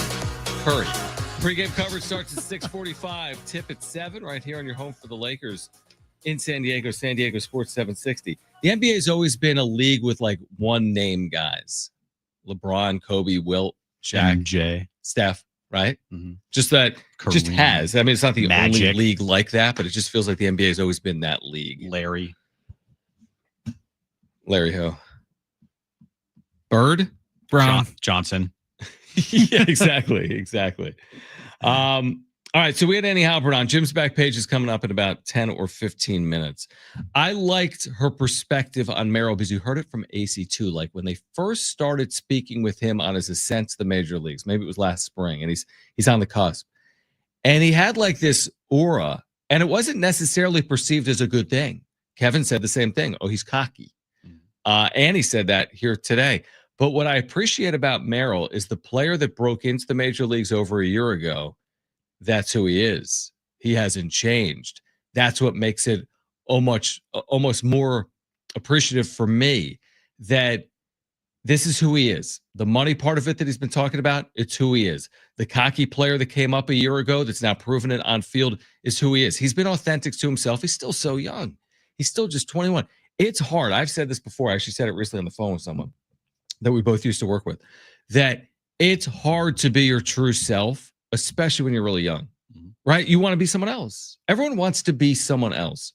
Or you get on a microphone and you're like, who you are off air, is that the same person you are on air? Easier said than done. It could take years for someone to learn that skill. That's what I appreciate about Merrill. He's real. He's authentic. You don't say that about all people. And I think dating back to, when was it? There's a moment last year where he said something, and me and you, I think, had a conversation on air about it. We're like, I don't know about this. Yep. It happened a couple times last year. And then this year in spring training, when he said, I'm going to stay all 9 innings with the boys. Yep. I was like, a little bit of eyewash. Is it disingenuous, or is it? No, I think it's actually who he is. But the more you hear from him, and that's my fault for, not diving in as deep as I possibly could with Merrill, but hearing him talk at the press conference and then hearing everybody talk about him continuously, and last year, there were times I'm like, run through a freaking wall for this kid. But there also were times where I'm like, is this what's going on here? Right. Kid's real. Yep. It's who he is. And I appreciate it so much that he hasn't changed. Yeah. That's just the point. Like he hasn't changed one bit since day one in the bigs. When on day one in the bigs, like Annie said with us, it was kind of like, are you sure you want to be saying these things? Yeah. And it's not like a knock on Juan Soto, but he has changed since breaking in with the Nationals in 2019. Now he's still a brilliant player, but I'm telling you, the player that Juan Soto was when he broke in to the player that he has become over the last year or two, they're different people. I'm telling you, he's represented by Scott Boras, the way he speaks to the media, with his teammates. Now, the guy has won. He won with the Nationals. His legacy's complete. The money, the fame, the Hall of Fame. But I think he's changed a lot, Juan Soto. And maybe that happens with Merrill. We haven't yet seen the career arc. I really hope not. I hope that Merrill is this exact same, and he'll just get more mature too. Yep. But I just hope that he has the exact same attitude with everything for his career. The line in actually you don't know the line. Brent would know the line in Step Brothers. Don't lose your dinosaur. Like, don't lose who you are. And I hope that Jackson Merrill, over the course of his career, just never loses himself and remains this type of player and has this type of mentality, because it's infectious. And already, like you said, shirts are being made with his quotes. Yeah, because we talked about it. The quote, "We don't feel pressure, we apply it," and it's literally on a shirt. Literally, the same week as he said it, it's on a shirt. Transitioning to tomorrow, Randy Vasquez showed at Imanaga, 11:20 a.m. So we'll have like the John and Jim wrap-up show for you tomorrow. I love 11:20 a.m. games. I do too, because we can react to it for 4 hours here on John and Jim, because the game probably ends by the time we come on the air, or right near when we're on the air at 2 p.m., which means we can hear from Mike Schill, we can hear from Kevin Acee, and we can react in real time. And you know what? Weather actually could be a factor. So assuming the game starts at 11:20 a.m. That's right. Because I was just at weather.com right now, and it's at like 75 or 85%. It's so going to get delayed, start like right at 2. I mean, maybe with it being a home opener, they don't even play. I don't even know, but it's the Cubbies home opener. I know. Yeah, they've been to Tokyo. They've had multiple spring trainings. They've been to Sacramento. They've been to the Diamondback. They've had the weirdest start to their year. Very weird. And now they're finally home and they got to spring training before everyone else because of the Tokyo series. But I am looking, there's something about watching the Padres at Wrigley, or just seeing games at Wrigley, day games on Fridays. Come on. Day game on a Friday. It's unbelievable. The one time I went to Wrigley, it was beautiful. It was hot. The weather. The weather was hot, but it was like you could withstand the heat. It wasn't like deathly heat. Right. Deathly hot, maybe. Or deathly heat. One or the other. Chicago's an amazing city with the caveat of depending on the weather, which then makes Chicago an amazing city for 6 weeks. It's more than that, but their winters are long. Their weather is tough. It is a spectacular city, in my opinion. I remember the second game that me and my brother went to. It was sunny, clear skies. It was like in the 90s. And then right as the game ended, downpour. Oh, is that right? Like, what? Yeah. It was very weird. Yeah, so weather, again, you go to Wrigley Field April 2nd or whatever it is tomorrow, April 4th, weather's going to be a factor. But, I mean, 8-0 is on the line for the Padres tomorrow with Randy Vasquez on the mound at 11:20 in the morning for the Cubs home opener. I'm excited. I'm excited for getting on the air tomorrow and hopefully talking about it. I hate the rainouts and the delays and the this and the that. I basically what I'm saying is that anything outside of Southern California or a dome can be annoying. When I went to Chicago, me and my brother were there for, I think, 4 days. Okay. And we went to 2 Padres Cubs games. Right. And it was so funny. Our entire trip, minus one night, all we had were Chicago dogs and pizza? Deep dish pizzas. Yeah. Perfect. Literally. That's like, I'm not kidding. Yeah, like you didn't have anything else. When we went to the ball games, all we had was Chicago dogs and pizza. And then for dinner, we went to different deep dish pizza restaurants to try all the deep dish pizzas. And then we went to like an authentic Chicago hot dog stand. Right. And had that for one day as well. Was it like the weekend of your life? It sounds great. It was great. Yeah, exactly. And then the other night that we didn't have either of that, we had sushi. So it was like weird. Yeah, right. So Jim, though, you love sushi. I love it. But still, our entire diet that weekend was Chicago dogs and deep dish pizza. It was fantastic. That sounds like a pretty good weekend to me. That's great. And then after this Cubs series, again, they'll go to Sacramento. I'm kind of curious to see what that looks like, to be honest. Oh, I'm so curious. And I also want to see the ball fly for the Padres. I want to see the power pick up right there, because so far I love the way they're winning, and this is how they should win at Petco. You're not banking on 4 home runs in the long ball, but I'm curious to see them with this lineup and some of this power show out along the way as well. Manny has a home run on the year, right? Or no? Let's look that up. They have not hit many home runs at this point. Tatis has hit a home run. Merrill's got 2. Arise has one. Gavin Sheets, yes. Yep. So they have hit as a team 5. Okay. No, 1, 2, 3, 4, 5, 6. Toddy, Sheets, Crony. That's the Crone zone. Yeah. Exactly. So they've been fine. They've hit 6 and 7 games, but there's other teams like the Cubs have hit 14. And the Yankees have hit close to 20, maybe over with tonight. Right. I think they are. I think they're over 20. Grisham homered today. So the Padres have hit 6, which again, I don't care, because the Padres play Petco and whatever. If you're winning, you're winning. Look at this. Yankees have hit 22 home runs, Dodgers have hit 18. Cubs have hit 14. You go down to San Diego, and they've hit 6. But look how many runs they've scored as a team. A lot. They're top 3 in baseball, I want to say. You can say it. It would be incorrect, but maybe per game. But I like you saying it. Well, how many runs have they scored this year? They have scored 36, which is tied for 6th as we speak here with Baltimore. Okay, my point is like they've scored a lot of runs without hitting a lot of home runs. And Yeah. I appreciate that because I know this team can hit home runs. You got a power hitter in Manny. You got a power hitter in Toddy. Jackson Merrill is coming into his own. He can hit 25 bombs for you. So like, they have guys that can hit home runs. And while they're not doing it per se at a high clip right now through 7 games, they're still scoring a bunch of runs. The home runs are going to come. Tatis is not going to, if healthy, 100%. Manny, if healthy, like he's going to hit 30, like that's his number. 100%. Now, you said Machado hasn't hit one, but he'll get to the back of the baseball card. Honestly, there have been years where Manny hasn't hit any in the first 2 months of the season, and all of a sudden he turns it on. He'll go on a tear at some point. He will. He always does. When the weather warms. Yeah, I agree with you. All right, on the other side, Jim's back page. That's next.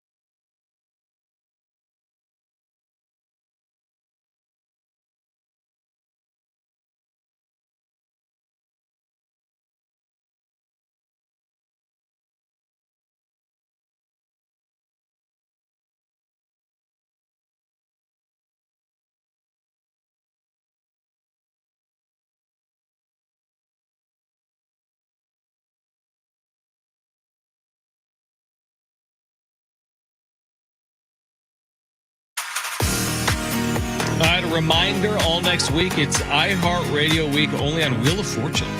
Surprise appearances by some of the biggest names in music.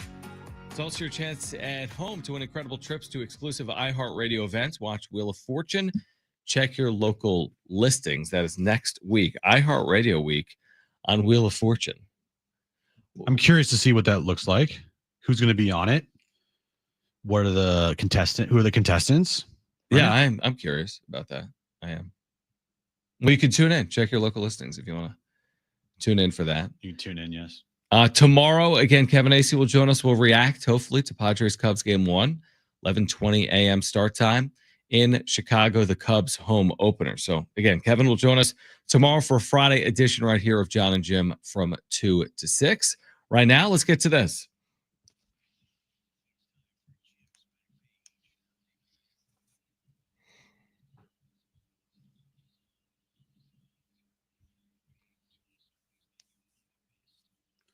A lot of trailers for new movies coming out, John. I know you've been watching them. I know. The Superman one, they just released a new Fantastic Four one. But that's not the trailer I'm talking about here. Did you see this, Brent? Liam Neeson is in a new Naked Gun movie coming out. And they released their first trailer today for it. Looks hilarious. I am all in. Did you see this, Brent? Yeah, I was happy with it. Is I he thought an it was good. umpire or whatever for the Angels? No, but they make it so Yes. Liam Neeson. Good job. Thank Liam you. Neeson is his son in this movie, or like that's how they're portraying it. Liam Neeson is his son. Is Liam Neeson not Liam Neeson? No, Liam Neeson is playing Leslie Nielsen's son. that's yeah. So it's not his I was son, thinking yes. it was the other one. No, They're related. Not in real life. not in real life, John. It's a movie, John. It's fiction. Okay. I liked it because instead of just like doing a quasi reboot, it's more or less Naked Gun 4 than it is anything else. And I think the I didn't know jokes that. the jokes they've had in the trailer were really well done. Oh, really? And I actually there's one at the very end, Brent. Yeah, they didn't shy away from the OJ thing. I laughed out loud. Oh, really? Yes. I'm looking at it right now. You'll have to see the ending. Well, we can't Okay. watch it right now. We're on the radio. I can watch. I just can't hear it. That defeats the purpose. Then, Gotcha. Okay. like literally defeats the purpose of watching a trailer if you can't listen to it. Okay. It's good to know about trailers. But yeah, I'm excited. When it first like the news dropped that they're gonna do another Naked Gun, and Very skeptical, right? Yeah, well, I Yeah. had like really Liam Neeson. You know, granted he does some funny stuff, but for the most part, it's just like I don't think spoof comedy when I think of Liam Neeson. Well, I thought the trailer hit, and actually it made me want to see this movie now. All right. Krispy Kreme, John, has just released a new Fruity Pebbles glazed donut. Fruity Pebbles glazed. Fruity Pebbles glazed donuts. Mm. Krispy Kreme is dropping a new limited time treat that blends breakfast nostalgia with donut bliss. The Fruity Pebbles milk glazed donut is available now through April 6th, so very limited time. The creation takes the original glazed and coats it in a glaze inspired by the sweet fruity milk left at the bottom of your cereal wow. bowl. Then finishes it off with a crunchy topping of Fruity Pebbles cereal. So it's for a limited time. The colorful donut is $5. You can buy any regular dozen. Just use the code Pebbles in store or online. $5? It says, yeah, for a limited time, you can snag a dozen of these colorful donuts for just $5. Oh, gotcha. I left that out. When you buy any regular dozen. So if you buy a That's regular a good dozen, deal. then you can buy another dozen of these new ones for just $5. But the problem is now you have 2 dozen donuts on your hands, and Perfect. what are you going to do with 2 dozen donuts? Eat them. Then you don't feel well. You don't feel well at all. No, you do not. You don't have to eat them all in one sitting, Jim. Donuts Sure. last for multiple days. True. But I also want my donut right away. I don't want it sitting there because I have had donuts before that I like save for the next They're, day, stale. and they get a little stale. Yeah. Give them to Ben. Nuke them. Nuke them. That's what I do. Put them in the microwave for like 10 Microwave seconds. They're those good. things. And finally, this is not a joke. Okay. This is actually a real thing. Mm-hmm. KFC has released new fried chicken flavored toothpaste. Why? And where? And how? In a bold twist, KFC has teamed up with his smile. Okay. High Smile. High Smile. H-I Smile. His Right? smile. High Smile. They've teamed up with his Smile. High Smile? To release a limited edition fried chicken flavored toothpaste. It was originally an April Fool's Day joke, but the product gained so much fan interest that it became real. Infused with KFC's iconic 11 herb and spices, the fluoride-free paste offers a savory brushing experience like no other.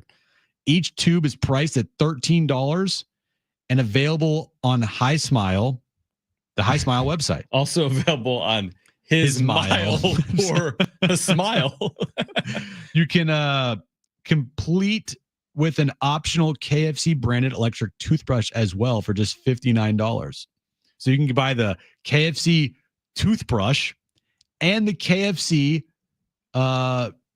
chicken flavored toothpaste.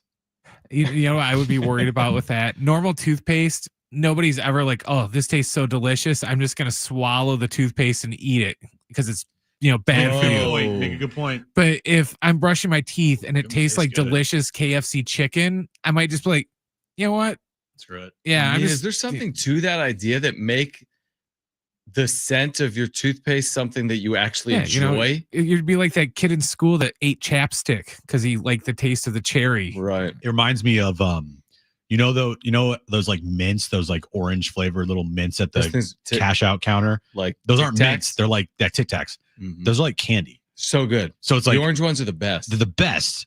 And if you ever buy those, you're not treating them as I'm just pounding those things as a mint. You're treating them as literally pieces of candy. I'm hungry. Let me eat all of the Tic Tacs. I have literally had handfuls of those Tic Tacs. Just shove them in your mouth. All in my mouth. Dude, probably not good, but you know what? Tastes great. Tastes amazing. And I eat those things like candy. They may be onto something. Brushing your teeth was something that actually tastes good. It would be good for kids that don't like brushing their teeth. Kids hate it, well, man. I was just gonna say the kids' toothpaste already kind of did that because you can get like bubble gum flavored toothpaste and stuff like that. Right. Yeah. That's interesting. Are you gonna go pick it up at his Mile? No chance. 0% chance. Does it cost like the same as normal toothpaste, or is it like $50 toothpaste? No. You get it in a bucket. That's what they should do. The KFC bucket. No, Brent, it is not like $1 million. It is actually only $13. $13. Okay, only $13. No, it's a lot because regular toothpaste is what, like $4, $5. It's not even that. It's like $2. Everything these days I've noticed is expensive. I go anywhere, everything's expensive. Everything's expensive. It's like it's kind of crazy. I like it. I want to go back to. Well, here's the issue. See, I want to go back to like 1900, where it's like 2 cents, but also people were like dying from like polio and stuff. Everything. You get sick, you're dead. But it was 2 cents. Like, I have a cough. You're dead in a week. It was 5 cents. Yeah, but nobody earned anything. Yeah, the average life expectancy was like 50 years old. Right, and you'd have to walk everywhere. You couldn't even like listen to the radio or watch TV. But other than that, it was awesome. Or scroll on Twitter. Right. Or watch YouTube. Terrible. All right, we're back tomorrow at 2. Hopefully recapping Padres Cubs. Should that game be played? It's supposed to rain in Chicago a bit tomorrow. Kevin Acey on the show tomorrow as well. If you missed anything, iHeartRadio, Apple, iTunes, TuneIn Radio, or Spotify. Back tomorrow, too, for Brent and Jim. I'm John. Keep it here. San Diego Sports 760. Okay. Bye.